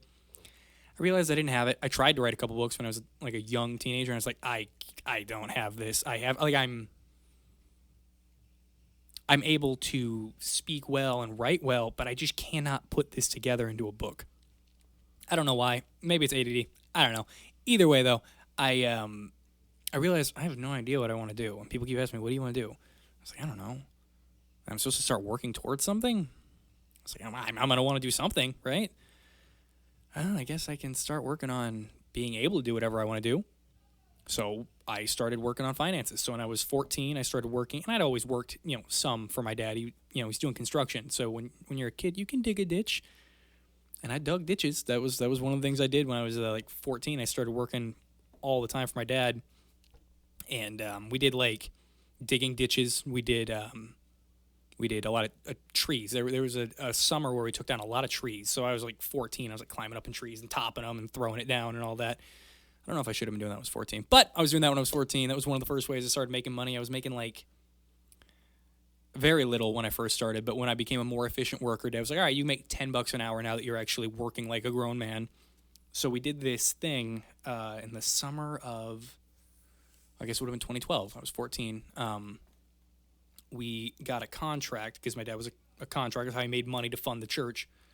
we were putting in concrete pads for bus shelters and like smoking shelters at Meyer across the country, which is a whole stupid corporate thing because they already had asphalt and they just could have used different anchors to anchor it into the asphalt. Now we want to use these anchors that they sold us. So we went out and we cut the asphalt out, ripped it out, put it in a trailer, hauled it away, poured concrete over it so they could put the bolts that they wanted to use in so they could have the shelter. It cost them so much money, but that's how I bought my first house. Was that summer I was making $10 an hour and I bought myself nothing as a teenager. Like most teenagers, they get their first job, they save up, they buy a car, they buy an Xbox. I was like, what's that going to do for me, right? Like my parents have a car that I can drive when I need to, if I need to. I'm not going to do that. I spent And you had grown nothing. up without, so it's like it wasn't a massive desire that I need this. 100%. You might want some things, but you've already learned how to function and be a regular human being without those things. Yeah, I didn't even think about that. That's definitely part of why I didn't feel that need. So I mean, I wouldn't buy there were a couple years as a teenager, I wouldn't buy myself a candy bar. I actually had one of my mentors growing up. His name was Bob, great guy. He took me aside one time. He's like, Zeke, you own like 6 houses now. He said, you can spend money on yourself. Like, what's the point if you don't spend a little bit of money? I was like, all right. So I started buying candy bars on occasion. But prior to that, I spent nothing. So by the end of that first summer, I had like $6,000 saved up, and houses in Flint are dirt cheap, like dirt cheap at this point. So I saved up, and which it was through a connection my dad had, which is an example of people want to talk about privilege. There was an amount of that. My dad had connections and stuff, and I think it was through the church. But because of the work that he had done to build those connections. Yep. If he was a shitbag, he wouldn't have had those connections. Absolutely. So is that privilege or is that a result of hard work? Yeah, hard work. It was privilege for me. I mean, like there's like, there's the ideas of privilege. There's an amount of like everybody's got privileges in different areas, things that are easier for you than other people. You get dealt a different hand. It just happens. I happened to have opportunity to purchase real estate when I was 15. I had $6,000 saved up. I had just turned 15 when I bought it. So I'd saved up all that previous year. I bought the house, and I went in and with my family, we, mainly with my dad, but we went in and we fixed it up to a point where we could rent it out. We rented it out. And then that was like, and we were renting for way cheaper than we needed to because Dad was renting at the prices when he had been running rental properties. That was something we had to learn, was that the cheaper you rent your property out at, which people want to talk about how selfish people are with, raising rent prices. If you let your rent dip below the average in the area you're in, you will get nothing but crackheads. That's just the way it is. You get nothing but crackheads and miscreants and horrible people want to rent your property. Low caliber people. Yeah. So at the end of the day, we have to start acknowledging as a society that low caliber people exist. Yeah. And guess what? High caliber people don't want to deal with. Yep. Low caliber people. I mean, and you guys, you already do that in your friendships. If you have a friend that every single time they make a promise, they let you down, they flake out on you, they fail to be there for you, they screw you over, they steal from you, you're not going to be their friend. Yeah. Well, guess what? If you're a low caliber person, I want to interact with you as little as possible. 100%. Unless I am literally trying to mentor you or guide you, or which I try to do with everybody in my life. But at the end of the day, all these people that are like, oh, these, successful people just hate poor people. No, they don't want to work with low caliber people that are going to bring a million more headaches to their life. Yeah, that's for sure. And you have firsthand experience of that. Yeah, absolutely. I mean, Flint, like you told me, like you wouldn't expect this to come out of Flint because Flint's filled with a lot of low caliber people. So, we learned that early on. Well, not as early as we should have, but, I started renting the first one. We were renting it for like $400 a month. And, you pay utilities plus $400 a month, which was low for the area at the time. So I would profit $100 or $200 a month off of that property. And so I just started saving that money up, and I continued working. Then I think I don't even know if I was 16 yet when I bought my second house. Same thing, $400 or $500, and then you profit like maybe $200 off of it. But now that was $400. And I was like, okay, if I keep doing this can be $2,000. This can be $4,000. So I kept doing it, and that was all I did as a teenager. I would do like karate, and then I would work, and then I would invest that. And then, don't get me wrong, I was doing other stuff as a teenager. I would hang out with my friends and stuff like that, but pretty much I didn't buy anything for myself. I just invested in my future, and Got up to where now I own I think 15 properties now, and I've laid off the gas a little bit because I've been pursuing this. I mean, I could be much wealthier than I am right now if I chose to, but I got to a point where I was like, am I going to keep doing this? Why am I'm already financially free. I'm just going to lay off of it and let it grow itself. So now I take $2,000 a month, and then I work. I do tech work, kind of on the side. So I basically work 20 hours a week on average, probably. I make decent money at that, and then I supplement my $2,000 that I pull out of the houses, and then everything else goes back into the houses. So anytime I have a bill for one of the houses, it gets paid by the houses. I very rarely have to dump any of my own money into it, and I just let it grow itself. When I have enough, we buy another property, we let it come back up, and then we just do it again. Yeah, and you know that you can grow that portfolio indefinitely. You can scale that to whatever level you want. So right now you're choosing to spend your time as you desire and be able to be with your loved ones and be able to pursue passion because you're a young man and you only get to live that once. 100%. If you went all in on your portfolio for the next 15 years, you can be insanely wealthy, but then you're going to look back and go, crap, now I'm 35 or I'm 40. And so much I would almost, give all this up to go back to being a 24-year-old man that could passionately live the way that I want to live. How old are you right now? 24. Yeah, you're 24 years old and you own 15 properties and you're pursuing your dreams. You just fought in the cage. I mean, you're doing extremely well from the young man in Flint that, grew up with very little advantage and is, creating a future that's worth living. So as you, actually, there's a part of the story we can't skip. How do martial arts come into the picture? How do martial arts shape you? What do you think you were pulling from martial arts as a young man that was influential to you? Because martial arts are a huge part of your story. Oh, yeah. But how did they initially get into the picture? And then how did that change you? What did martial arts do for you as a young man? So going back to my dad again, when my dad was a teenager, he did Taekwondo, and then he did Hapkido. He did Hapkido Sumukwan, which is Hapkido mixed with Taekwondo, mixed with a little bit of Judo. It's not just Hapkido, because just pure Hapkido is pure Aikido, which is worthless. But it's not very useful. But I'm glad you said it, or I was going to. I've met multiple Hapkido instructors, and they all are terrible. They're just terrible. No, maybe in their realm, only training with other Hapkido people, they're fine. And maybe if you chose that versus no training at all, you're still probably better off. But if you take any basic dominant art, like a wrestling, jiu-jitsu, boxing, kickboxing, they're going to get butchered by average level newer students are going to butcher them. 100%. You know what I mean? And a lot of times the traditional martial arts, they hate to hear that. It's just like Krav Maga. Mm-hmm. If you are wasting your time on Krav Maga, please just listen to real fighters and coaches. Just stop. I know it sounds cool. I know it's enticing. It's the Israel Special Forces military-style training. Train Krav Maga. Stop. Look at what trained combat people use and use those tactics. Yeah. People get sucked into the anything mysterious. It's a religion. I'm going to learn, grasshopper kung fu. Yep. Stop. Yeah. Just do what works. You know what I mean? But again, it's never the student's fault. The students that show up to a gym, they don't know. Someone that walks into a Krav Maga gym, they think this is the best way for me to defend myself. Yep. They don't realize it's the instructors, and maybe the instructors don't realize. Maybe they were just students. They got pulled into the wrong system. But as soon as they branch out, they're going to go, oh, wow. Yeah. A lot of this is only theoretical. Yeah. This fails in an actual combat situation. Yeah. Well, there's a lot of good stuff in traditional martial arts. Obviously. Oh, absolutely. Absolutely. There are good pieces that you pull from them. But especially the further out you get, to the Hapkidos, towards the Krav Magas, it gets less and less practical. Yeah. Yeah. And if you take that, they make it sacred to where you can't question that. If you take that out of it, you can actually watch these people who are all right, well, I want to become an efficient fighter using my style. They'll start adopting it. They turn it into MMA. They just do. It just turns their karate turns into a little bit of kickboxing. They drop some of the stuff that doesn't work.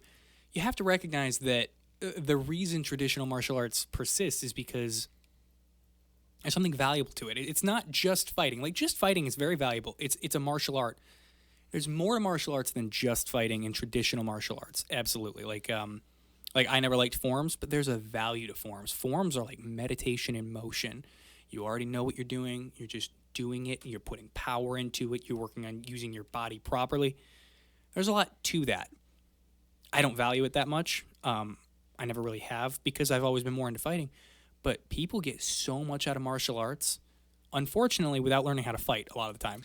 But they get a lot out of it. What you just said is so perfect. There are incredible benefits from most of the martial arts. Oh, yeah. And you can get a lot out of it for self-confidence, for the way that you carry yourself, for the way that you interact with people, for the way that you stand, for the way that you speak, for the way that you feel about you, for exercise. These are great things. So I'm not shitting on any of that. Yeah.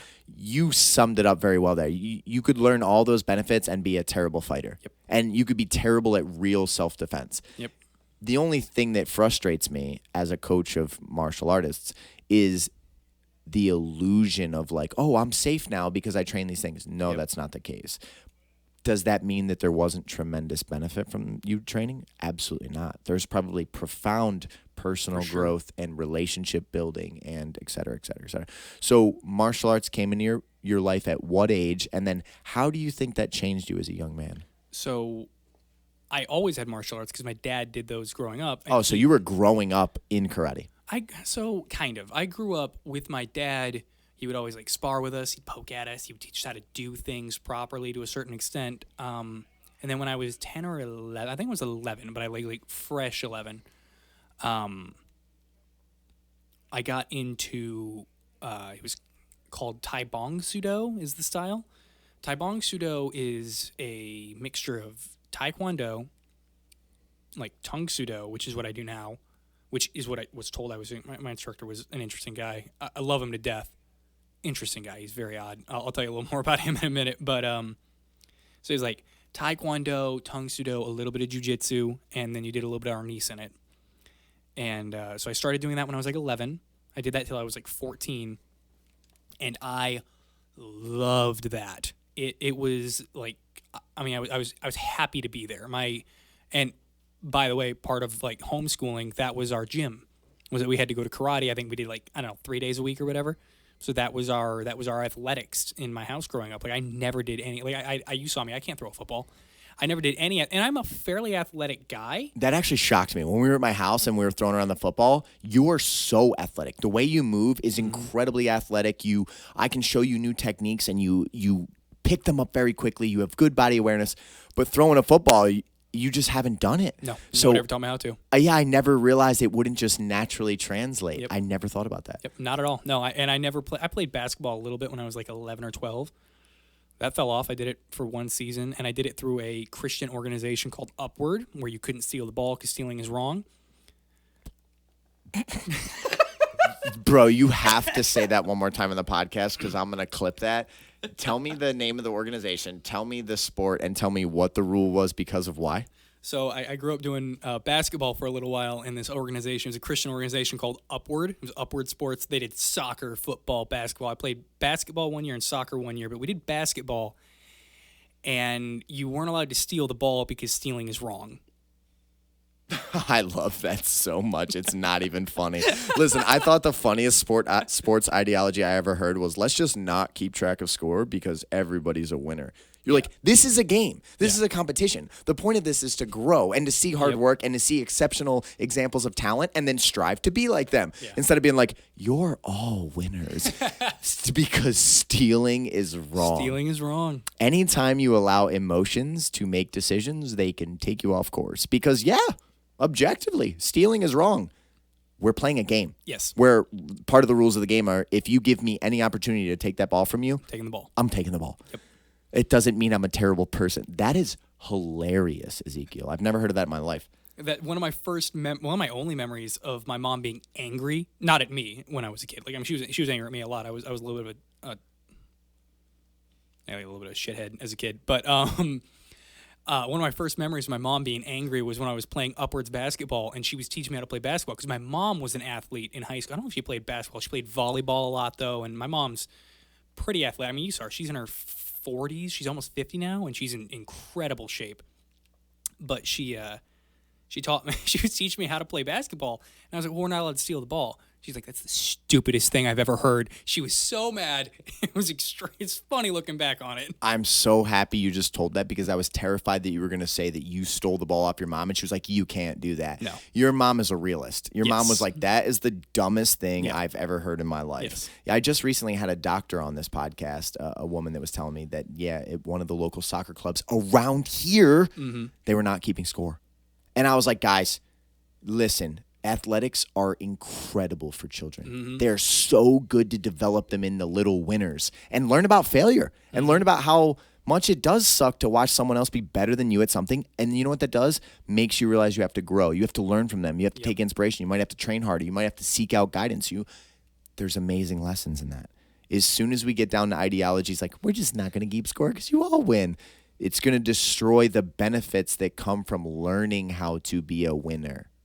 You know what I mean? So sure. that might be the favorite, my favorite little clip of a podcast ever. I'm not kidding.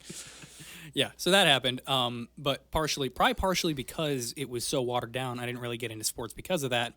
I did karate, and I was so into it. And we call it karate because I don't want to have to explain Tai Bong Sudo like I just did to everybody. Like everybody calls what they do karate, except for Taekwondo people and Kung Fu people. Honestly, I even tell people that we offer a karate here, but we don't really. We offer Master Perez's training, which is Taekwondo. And now he's highly trained in jiu-jitsu and boxing and Muay Thai and forms of karate. But the karate is such a just generalized term that the average soccer mom at home that wants to sign Billy up for a class, karate is what she knows. That's what she's looking for. That's what she's looking for. Yep. She doesn't know the differences. She doesn't realize that, like, wow, jiu-jitsu may be better for my son. Boxing might be better for my son. Taekwondo might be better for my son. She just knows, like, karate. Yep. Right? So I get it 100%. Yeah. So I got into that. I did that until I was about 14. And my instructor, Kevin, was a little bit of a flake. Such a good instructor. He was fantastic with the kids. He helped to ignite my passion for martial arts through his instructing. It was fantastic. I loved it. It was my favorite thing about every single time, like every day, every week. It was my favorite thing to do was to go to karate and go train. I loved it. Because Kevin was a fantastic instructor and not a very good business owner, he closed his school down when I was like 14. I was like 6 months for my black belt at that point. So then for a while, until I was about 17, I did like Kung Fu with my friend Jaewon, who you met, and his dad, which his dad was like a martial arts pioneer back in the day in Flint. You can look him up. He's mildly famous. He was a stuntman in LA for a while. They called him Ken Catman Jordan. He would jump over cars. Like, you know how people like jump over cars now for videos? He was like the dude jumping over cars back in the day. The man has an insane vertical. He's so athletic. He would run and leap and climb up like a 15-foot brick wall. That was one of the stunts he would do, and then he'd just sit up on top of it. He was in the papers in Flint all the time back in the day. Wow, that's awesome. Yeah, so I did a lot of that kind of thing. Not to that degree of athleticism, but like we would catch arrows, we would lay on the bed of nails, break boards, all the stuff that's sort of magic tricky about martial arts. I did that from like 14 to 17. Basically to captivate people's, like, oh my God, I want to be a part of that. Yep. And then you teach them martial arts. Yep, absolutely. So I did that until I was about, I think, 16, 17, and then we actually, through J1, a friend of his was making a movie for his college degree, which he's doing crazy stuff now. He's in Corey Taylor. He does he produces shows and movies, and he's legit. His name's Corey Taylor? Yeah, I believe Corey Taylor, yeah. That's the name of the lead singer of Slipknot. Interesting. Yeah, when you said Corey Taylor, I'm like, oh, I know the famous person from that already. I was a Slipknot fan when I was in high school or middle school. Something. Of course. Yeah, exactly. It's that period of life where you got a lot of rebellious energy. A lot of angst, yeah.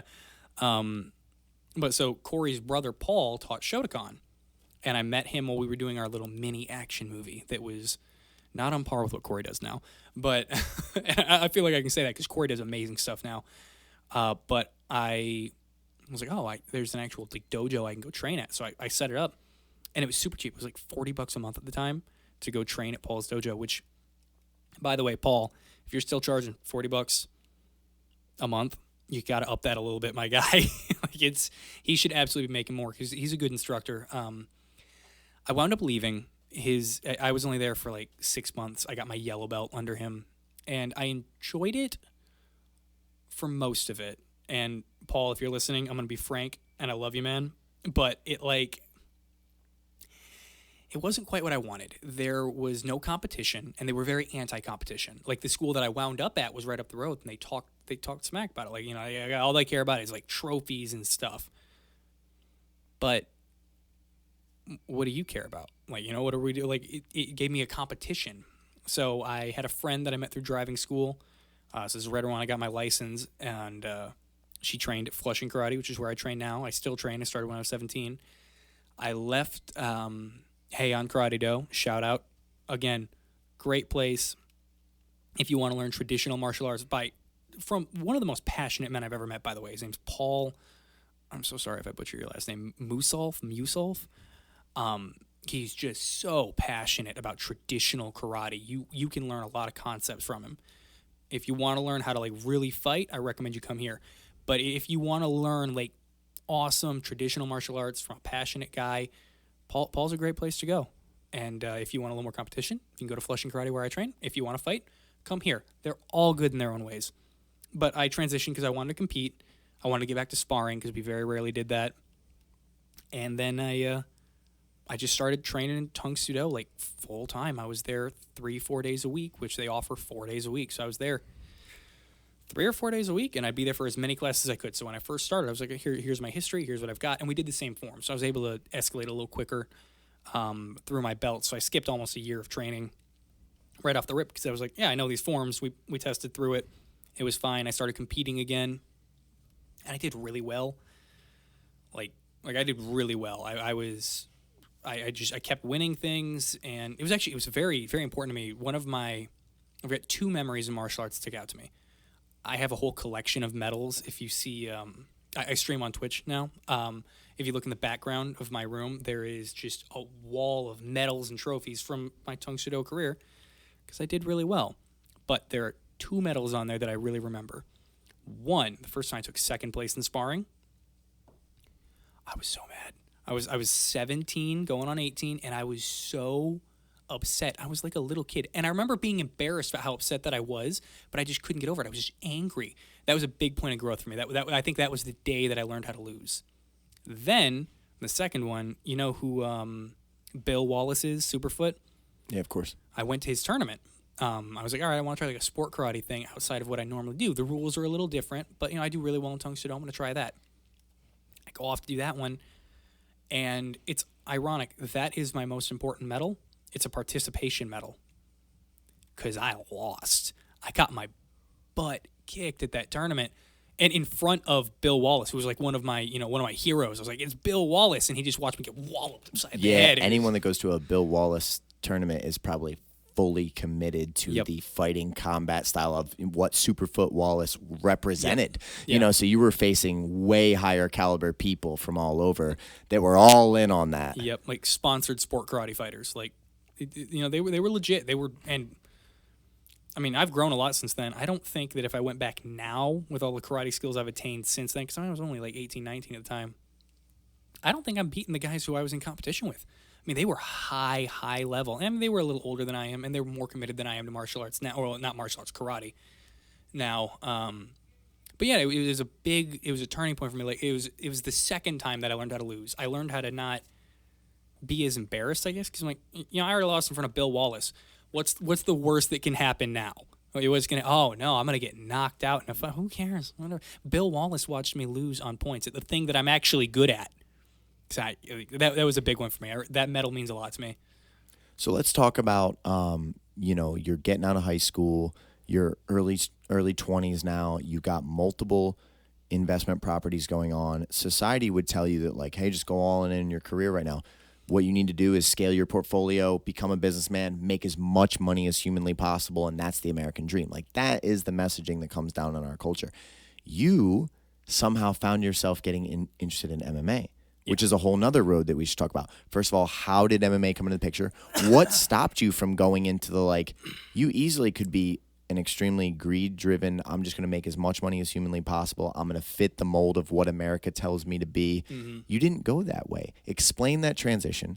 Tell me how you found MMA, what the differences were coming from, like, a traditional martial art into mixed martial arts? Because a lot of times traditional martial artists, they try it once or twice, they don't do as well as they thought they were going to, and then they just get away from it. They're just like, okay, that's not for me. You did the opposite. You were like, okay, I'm going to grow again. Like, this is it. You know what I mean? So talk about those two decisions. How in the world did you avoid just going all in on, I'll just make as much money as I can because that's where happiness comes from?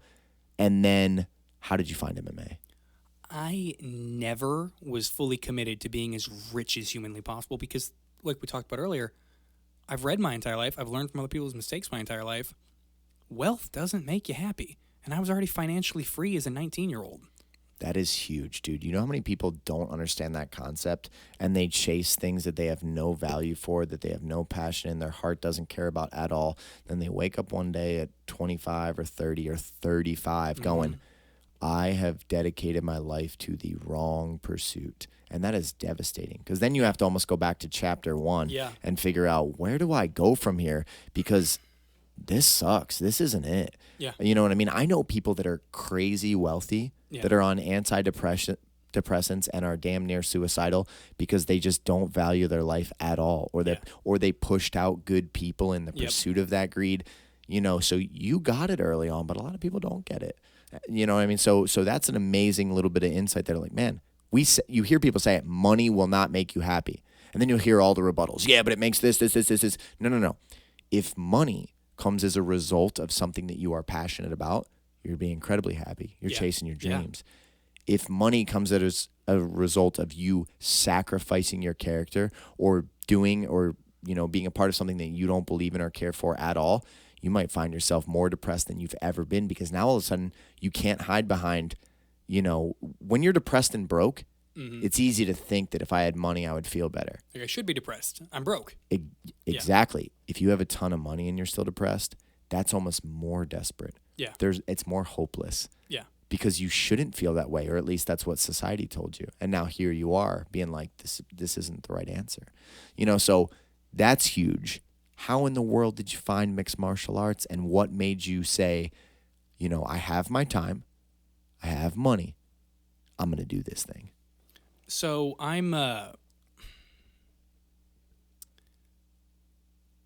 was really good at karate. Again, we've talked about that. In Tung Sudo specifically, I became a world champion and the European champion a couple years ago.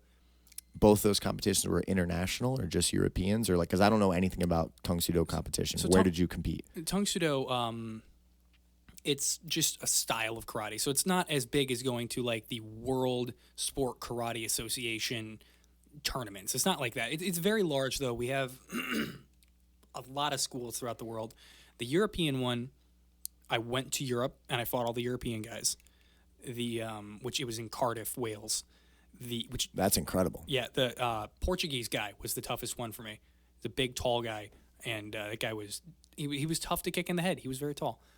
And you won that event, though. Yeah, that had to be an incredible experience to be in another country, fighting against these great people from all over the place, from this young boy from Flint, and then winning it. Yeah. How many participants were in your bracket?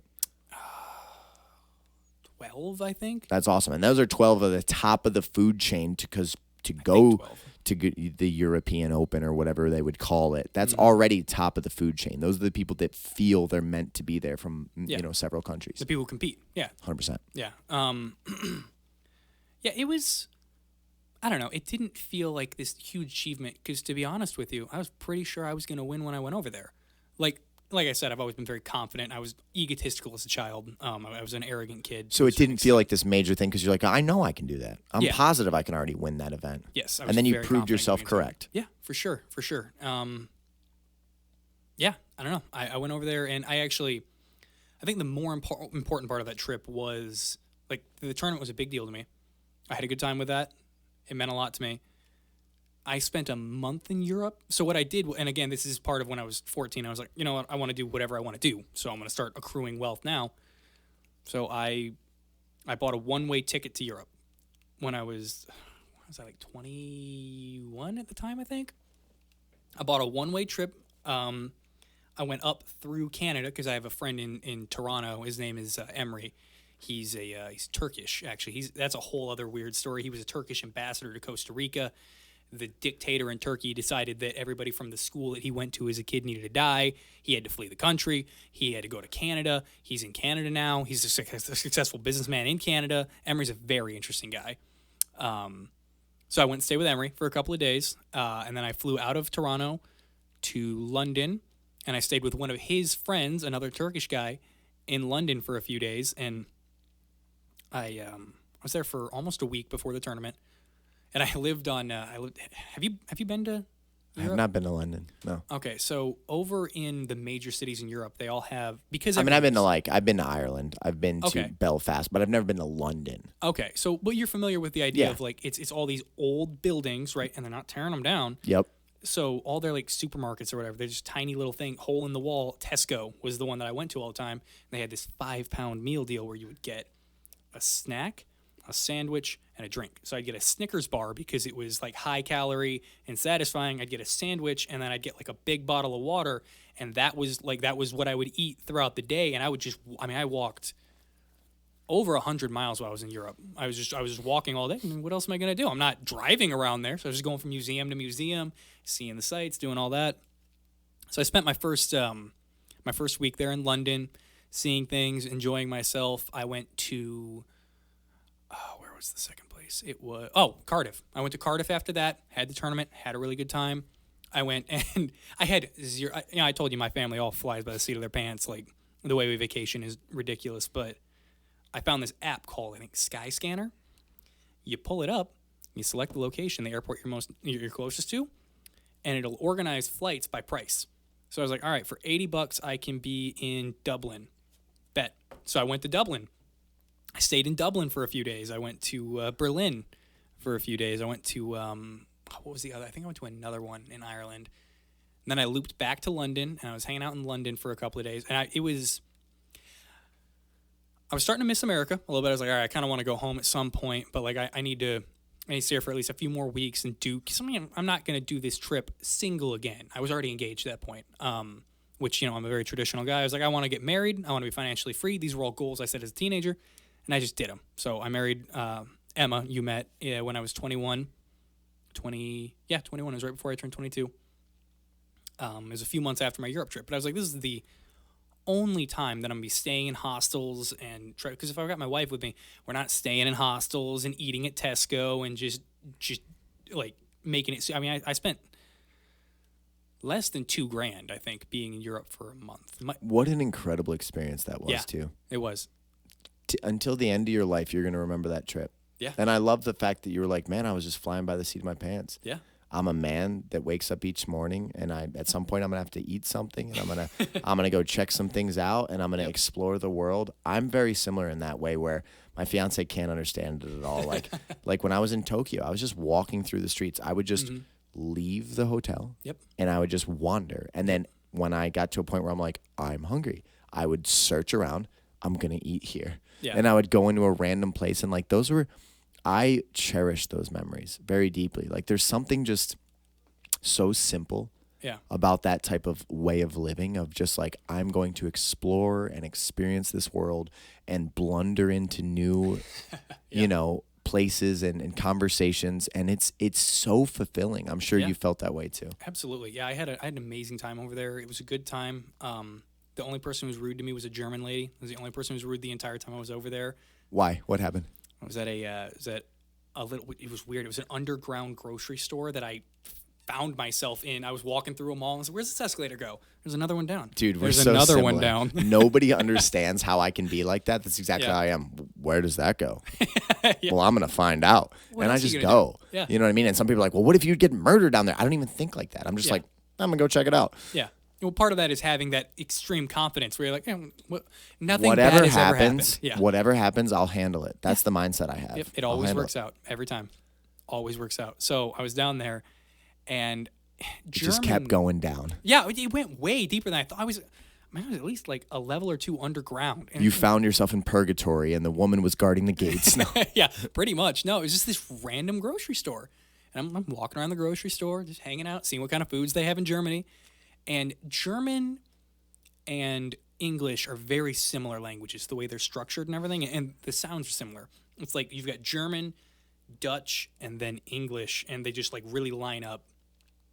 So I thought she was speaking English to me, to be honest. I don't know why I thought that, because we were in Germany, and I don't think I look that foreign in Germany. I'm just another white dude. Some of my ancestors are German, so I'm there, and she turns to me, and I handed her the however many euros it was for whatever I was buying. And she turns to me and she goes, "Is Weissens?" And I don't remember what word I thought she was saying, but I was like, and I just kind of like raised my eyebrow, like, She's like, Zweissens.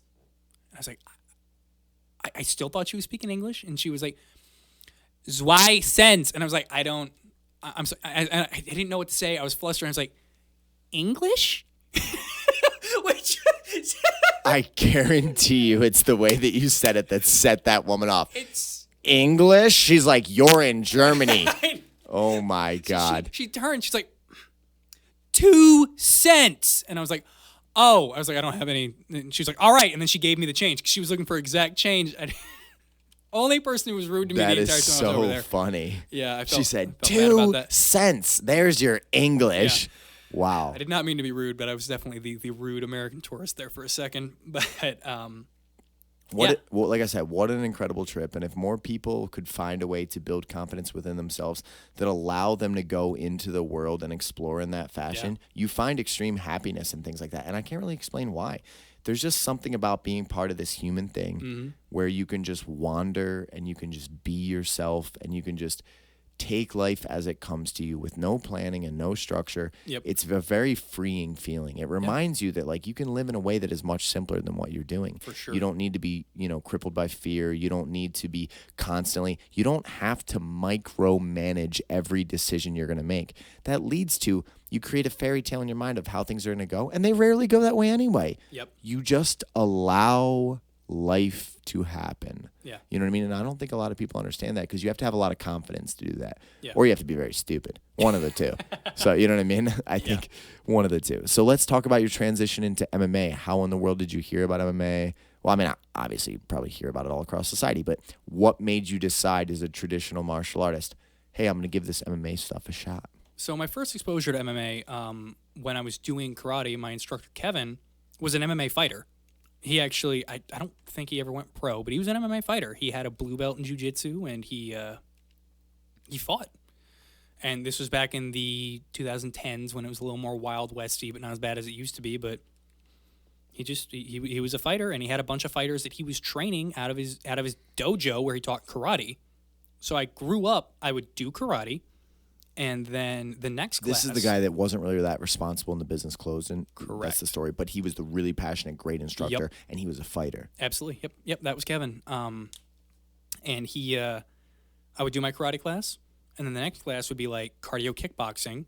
And a lot of the MMA fighters would come in and do cardio kickboxing before MMA. So it'd be like karate, cardio kickboxing, MMA. My mom did the cardio kick. It was my mom who was like... My mom's kind of like a ditz almost. She's like she looks like your average like white mom. And I told you how she grew up. She's very much like that culture is the way that my mom appears to people, even though she spent the past 20 years living in the ghetto. But it was just my mom just doing cardio kickboxing with all these cage fighters. It was a very interesting sight. That's so awesome. But I could see your mom in that environment like so absolutely. easily. Like you said, she's in great shape for her age. She is a martial artist, and she embraces that kind of tough mindset. Yep. Even in the little interactions we have, I'm like, I like her. She's got that fire to her. She definitely does. But because of that, I was exposed to the MMA fighters, and when I was a teenager, I was like 13. And again, like I told you, I was a little arrogant as a kid, and I valued my intelligence. And the kind of people who do MMA a lot of the time are not the kind of person that I valued and respected, because I was a very judgmental, and I'm still fairly judgmental. But and honestly, back in the day, I'll even say it, there was lower caliber people in MMA. Yeah. The fighting culture was kind of like thuggy. Yep. It was real, just like, we're hard asses, forget your traditional martial arts, and you guys suck, and we'll beat your ass. And, you're looking at it like, I'm a high-level martial artist. I'm more intelligent than you. Yep. You know what I mean? So you looked down upon them. And the fighting culture in some places is still that way, but I think there's been a massive change since the UFC has exploded. Yeah, Louisiana. Yeah, remember there was low caliber energy all over the place. Holy cow, Louisiana. Oh my God. That was wild. There was some interesting stuff, drinking beers at the weigh-ins. So you viewed MMA fighters in a very negative light, which probably kept you out of MMA for quite a while. Yeah, no, I thought it was like martial arts for jackasses, I guess is the way I would have phrased it. Martial arts without all the respect, humility, honor, integrity, all the most wonderful parts of what, a great martial artist embodies. It was like that was missing in a lot of cultures. Yep. There wasn't the accountability and trying to be better people and yada, yada. Yeah. Yeah, they stripped a lot of that away from it. How did that start to change? Who was the person that you met that showed you that that's not accurate? Because I'm sure that had to first adjust before you genuinely became interested. Kind of. There was also an element of I didn't really care that much anymore. So when I was, I'm 24, so I was 21. When I was 21, my brother was looking to become a cop at the time. He's not doing that anymore. I don't know if he can anymore because he cut off his finger. I don't know if it's not his trigger finger, it's on his left hand. Either way, my brother was looking to become a cop, and I was like, all right, well, if you're going to become a cop, you need to learn how to grapple. Because, I knew that karate wasn't like high-level combat. I knew that. I mean, I was very good at the most combat-esque thing we had, which was point sparring. So like, I knew, I was like, this is not fully there. I was like, well, you need to go do, my first thought was like judo. You need to learn how to throw somebody onto the ground and maintain a dominant position over them.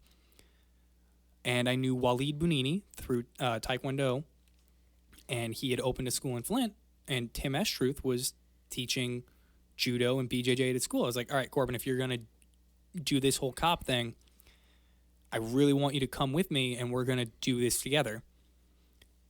He never did, but I did it anyway, which, he never wound up pursuing the cop thing, really. Well, he did for a minute, but it's a whole other story. But I met Tim, and I started training, and the thing I noticed was that I'm really bad at grappling.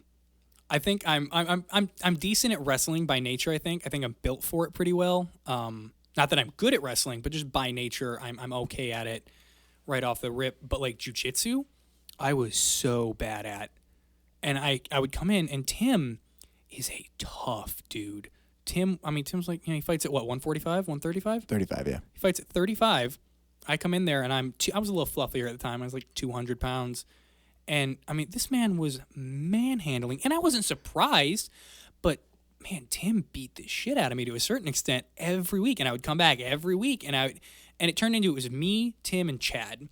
And it was me and Chad because we could handle Tim beating the crap out of us. We just had the right mentality for it. Which, by the way, so grateful to Tim for that. Tim laid a foundation for me that it was not as technical in jiu-jitsu, which is not necessarily because of Tim, partially because I just could not comprehend the technicalities of jiu-jitsu. But we did a lot of rolling, and I learned how to survive to a certain extent. That's like, I don't think I've been submitted in a jiu-jitsu tournament. I've only done 2, but one of them was larger, and I did 2 different brackets in it, and I lost on points when I lost. Because I'm good at surviving in jiu-jitsu because of that.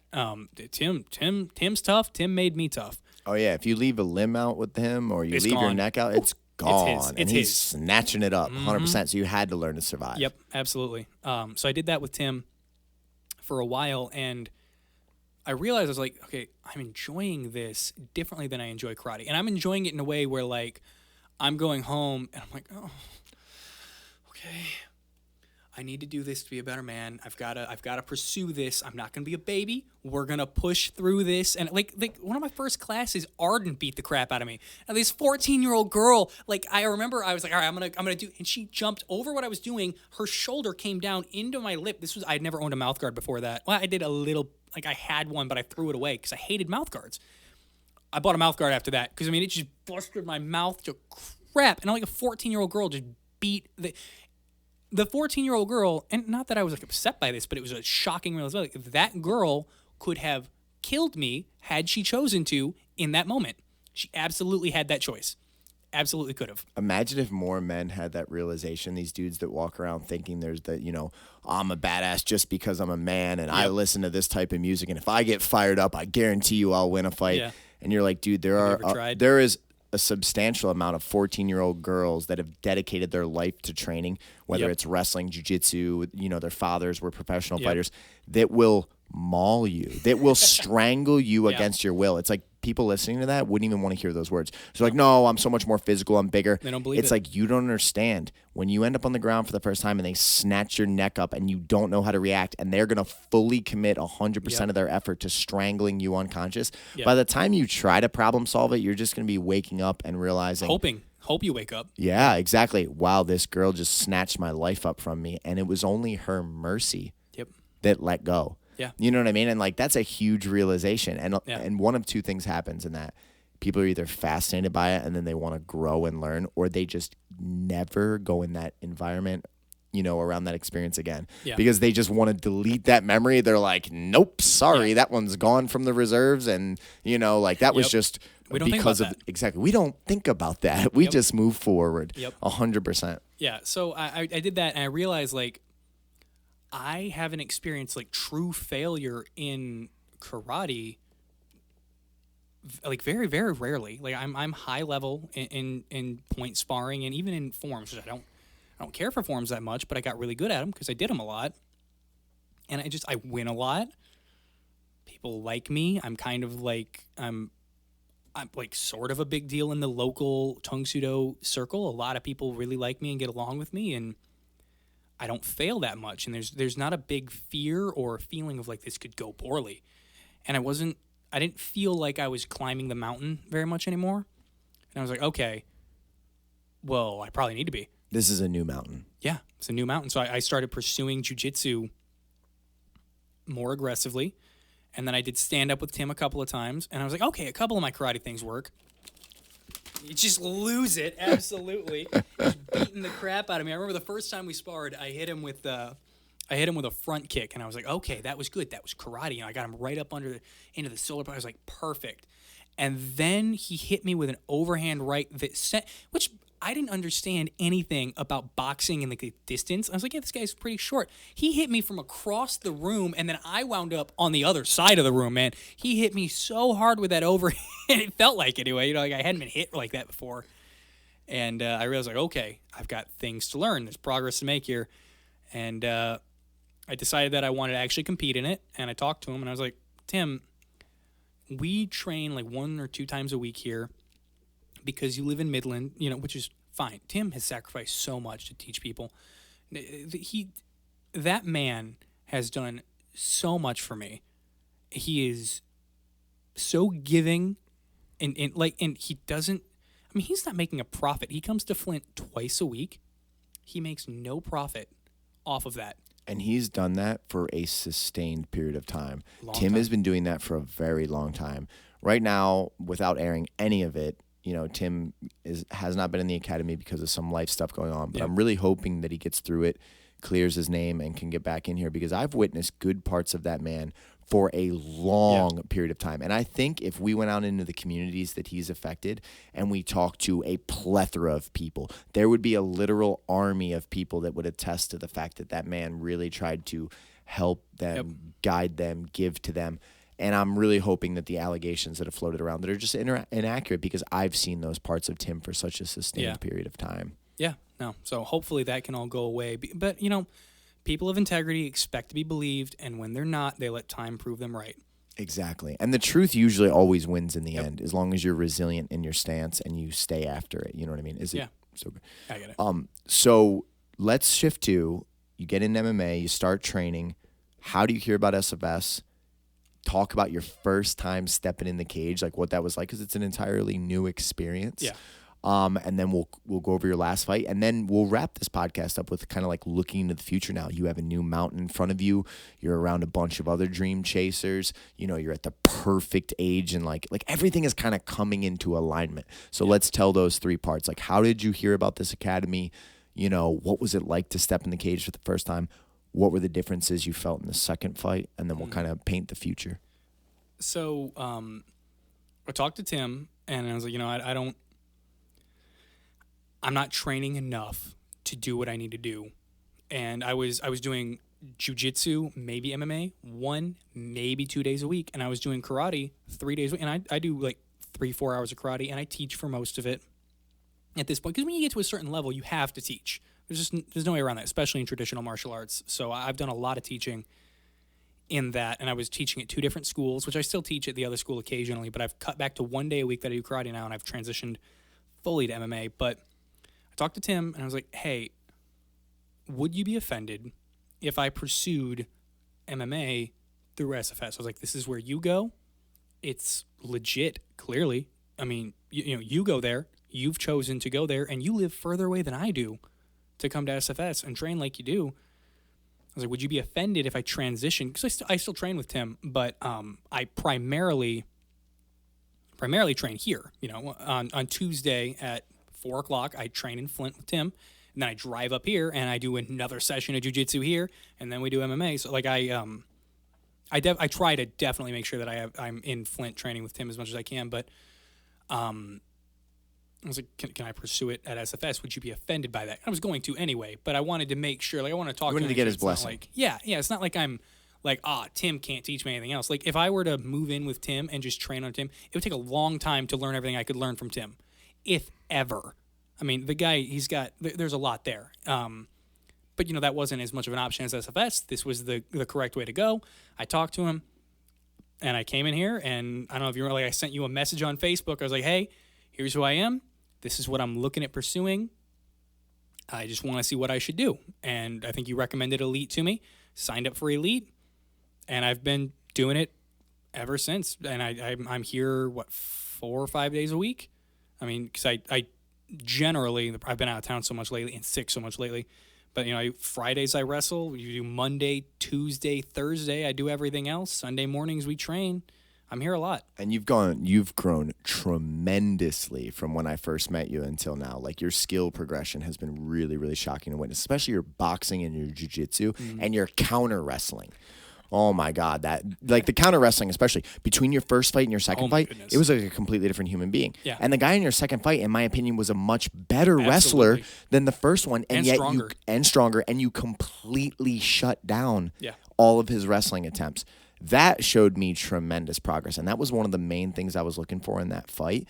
Was I want to see the growth of the counter wrestling, because we got to start damaging people on the feet without giving up the takedowns so that we can effectively utilize your strengths. Yeah. You know what I mean? Obviously, the first fight was in Ohio, and it was a bunch of gross bull crap, and you had the same day weigh-in, and you got, you can't head kick and da-da-da-da-da. So there was a lot stacked against you, but at the end of the day, it was a perfect experience because you got 9 minutes to grow from. Yep. You know what I mean? So talk about what it was like. You don't have to really break down the whole fight, but just like walking out to the cage for your first ever MMA fight, what did it feel like? Was it different? Did you feel good? Did you feel bad? Then going into your second fight, and then, you just got your latest victory. Now paint me, like, what does the next year, 2 years look like? And what is it about having all these other people chasing the dream around you that has helped you stay the course? So the first fight, going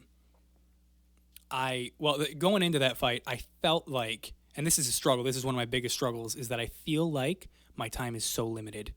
I'm like, all right, I'm 24 now. I think I was 23 for that fight.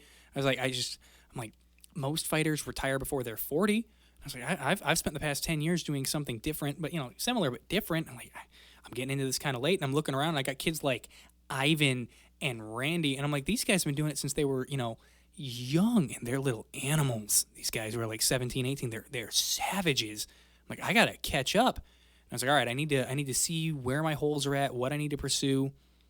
And I don't know that I begged you for the fight, but like I wanted to get a fight. I was like, I really need to get in there, and got in there, and there's no head kicking, day of weigh-ins, all that, but that was all a blessing, because that first kick that I hit the guy with that put him down on his ass was, if I had thrown that to his face, he was done. That would have been the end of the fight right off the bat.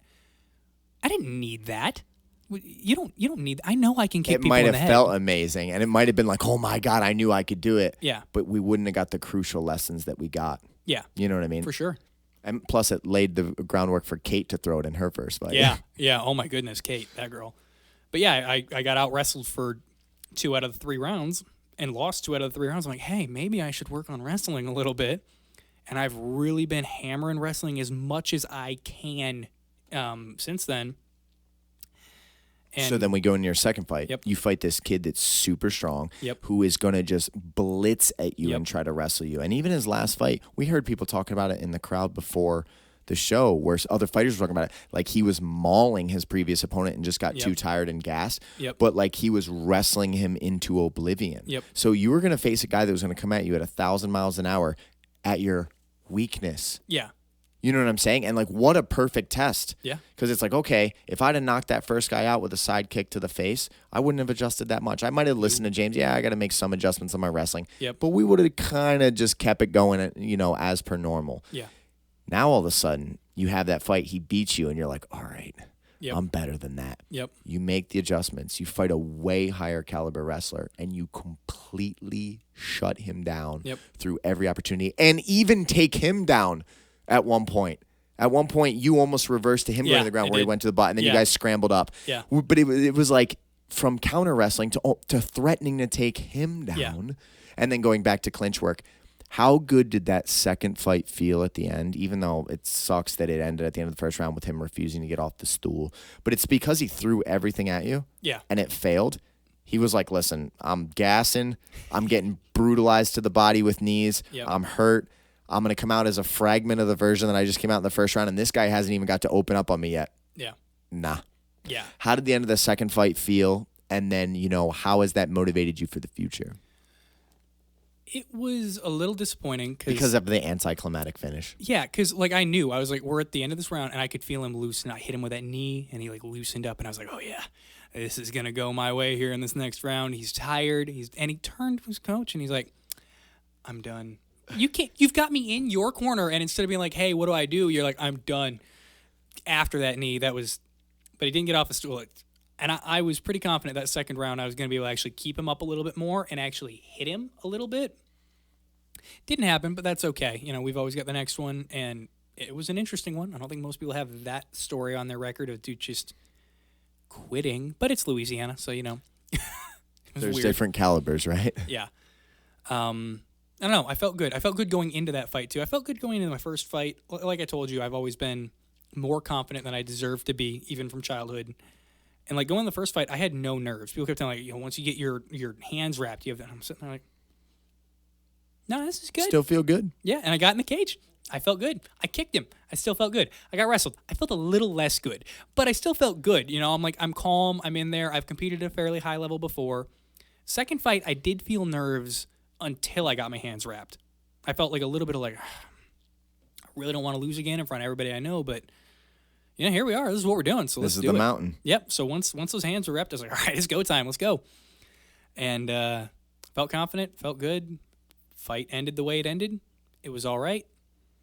We moved on, and we're just, at this point, I feel like we're just looking for the next one. I mean, I'm making 100%. adjustments still, but 100%. That is exactly where I'm at. I was just trying to see where your mind was at on it.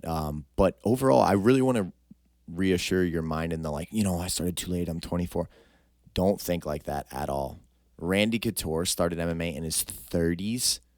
In his 30s. yeah. And he went on to win the UFC world title and go down in history in the Hall of Fame. I mean, he was a 205 world champ and a heavyweight world champ. Yeah. People have different gifts. You are incredibly athletically gifted, and you're very gifted with your mind and body connection. You're gifted in a lot of ways. As we fill in these gaps, your greatness is only going to be determined by you. However far you want to take it, you can take it. Don't let your age be a factor. You know what I mean? Because there's people that have started from much lower that have gone to extreme highs. You know what I mean? And I've witnessed these people around me. Like I've seen the people that are now succeeding on a mega level that I've trained alongside, and they're just regular people that have stayed the course. You know what I mean? So I guess, you know, we've recorded 2 hours and 8 minutes of this podcast. Oh, wow. I mean, full-length feature film. There's only one final question I actually want to ask you about on this podcast because it stayed on my mind for over an hour and a half since we were discussing this. It's still back to that, like you said, I have a natural pull to the darkness. I have a natural pull to parts of myself that, you know, some might classify as evil or the wrong thing to do or the wrong way to live. How do you keep such a steadfast, rock-solid hold on your mind on a regular basis? Because you're a man that, like, when I look at you, you are absolutely top caliber. You are top tier, high quality. You live with such honor and respect. You are so benevolent to people. You're just such a like example of the light. So to hear you say to me, I feel such a strong pull to the dark, then if that is true, how do you keep yourself so in line? Tell me that. Answer that question for me. I commit myself to things fully.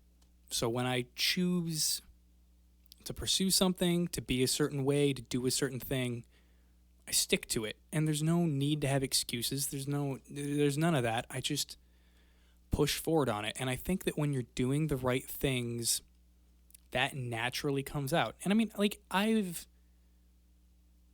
have to fight for empathy to a certain extent. Not that like I don't have empathy and I'm a sociopath, but like, especially, your family gets the worst of you. That's just the way that it generally is with people. With my wife, I really have to like make sure that I'm being empathetic to her. I'm not viewing her as an object, and not like a sexual object the way people put that. Like no, that's my wife, so my wife needs to behave this way so that she looks this way to the people that I care about, and so that I know like that's something I really easily fall into, is like viewing people as not people, but like obstacles to my joy. Which I think is a lack of empathy to a certain extent. But when I get caught on that, one of the things I've really worked on is being correctable, and I'm constantly being checked by my family. Having a good, solid foundation, your family will keep you in line. Friends come and go, and if you get a really good friend, they become like family. But like I am constantly going to, in particular, my father, like, hey, here's what's going on. Here's the struggle I'm having. Here's what I'm thinking. Here's what I'm dealing with, and I need to be corrected. Like, I don't know where to go with this. And he's been like a marriage counselor to us, especially to me, with like, it's not really, one thing I hear a lot is, it's not about that. It's about you. How do you behave? Like I taught you as a kid, who you are is not, it's dictated by you. What you do is dictated by who you are, not by other people and the things that they do. So I keep that in mind, and I'm constantly being checked. I really am. Like all the time. My sister does it. My brother does it. And it's a wide variety. Like my brother is a very empathetic, like it's a very like almost progressive leaning, whereas I'm naturally more conservative leaning. And my brother checks me on stuff. My sister checks me on stuff, which she's an absolute lunatic. My sister's a whole other story. She's crazy. She moved out of the house at 17, joined the army at 8, like as soon as she was 18. She joined, I think she might have been 7. No, she was still 17. She was still 17 when she joined the army. My parents had to sign off on it. 82nd Airborne, went to Afghanistan, spent 9 months there. She's an absolute lunatic. She checks me in other areas that I need to be checked on. My parents check me on things. I'm constantly being checked by the people in my life. And by being open to that, if you choose to listen, you can't be a bad person if you're listening to the people around you who care about you, and if you've surrounded yourself with good people who want you to be the best you can be, they'll check you on stuff. So when I start acting like a douchebag, I get checked on it, and it does not usually feel good. It's not fun, but it's part of life, and it's good for me. So my family's definitely the reason. And it's like medicine when you're sick, right? Like you might not want to take it, Yep. but it's the remedy or the antidote that you Yep. need. That was a phenomenal explanation. And it's funny because I tell Braden so many of the similar things. I'm like, listen, what you do in this life, you can't blame on other people. If someone hurts you or harms you or treats you unfairly and then you choose to be a terrible person to them, you have to take full responsibility for that. Yeah. All of the things that you do are merely a reflection of you. Now, does that mean assholes don't exist? No.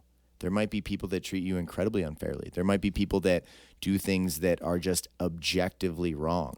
But your retaliation or what you do in return will always be a reflection on you. Yeah. And I'm not even telling you that you can't retaliate because as a young boy, like if you were getting bullied tremendously by someone and you choose after you've explored all options to try to stop it, to be violent to that person, to stop the bullying, I'm not even going to be against that. And it's, some people in society would hate that I just said that out loud. Yeah. All I want you to know is what you choose to do will always be a reflection of who you are. So you need to think very deeply about who you are and then make sure that your actions reflect that. Yeah. We had a really funny incident happen recently where I always wave to people in my sub, whether I'm driving or whether I'm out front or whatever it is. If someone drives by, I'm going to wave to them or put my hand up. And recently, Braden started noticing that a lot of people don't wave back. Like, he made that observation. He'll see me wave. He'll see them just kind of in their car, like grimaced, you know what I mean? And he started being like, that person didn't even wave back at you, James. Do you feel stupid? Like, he started. It's the most Braden thing I've heard. Yeah, he started like, and Braden, he is an instigator. And he started looking at me like, like, you just waved at that person, then they didn't even care to acknowledge you. Yeah. And I let him do it for a little bit without checking him. And like, we'd be in the car and I'd put my hand up when I drive by somebody and they would not acknowledge it. Yep. Like, just driving by each other in the sub, which is me just saying, hey, how are you? Yeah. I live here, you live here. Like, we're community members. Yep. And at one point I had to explain to him, listen, Braden, I do not wave to people for them to wave back. Yeah. I don't wave at them so that they can acknowledge me and in some way that makes me feel good. I wave at them because that's what a good person does in my view. I am saying, hey, you're welcome here. I'm a member of a community here. I'm proud to be in this area. I hope your day is going well. Yeah. I don't care about the reaction. I'm doing it because I believe it's what a good person should do. And it was funny. I watched him actually start to grasp that concept. Like, wow, what I do should be completely based on who I am, not based on what people do because of what I do. Yeah. And that is a profound realization. It's like people that are struggling in this life and you think you're surrounded by terrible people. Maybe you are. Maybe you are in environments that are terrible. You do want to structure your life in a way that you have wonderful people around you like you have because they'll keep you in line. But maybe your family is a bunch of, let's just say, lower caliber people. Maybe you're surrounded in a work environment with lower caliber people. But if you choose then to be an asshole or a lower caliber person, that is your fault. Yep. Because everything that you do is still a reflection of you. You can be in a toxic, terrible company culture and still be the light. You can be the person that makes people feel better despite most of the people there not being that way. And if we could get more people to realize that the change starts with you, the world would be a lot better. For sure. So, man, 2 hours, 16 minutes. I'm going to be editing forever. It was an honor and a pleasure to sit with you today and to podcast with you. Like I said, I was fascinated by your story, and, I hope to learn more and more as we go along. And, I hope to, when you're making your pro debut, we'll sit down and we'll shoot another and we'll talk about the transformation between, amateur debut to the professional fighter that you now are. And, just onward and upward, brother. So I appreciate it very much. And, we'll wrap this thing up. Absolutely. Thank you.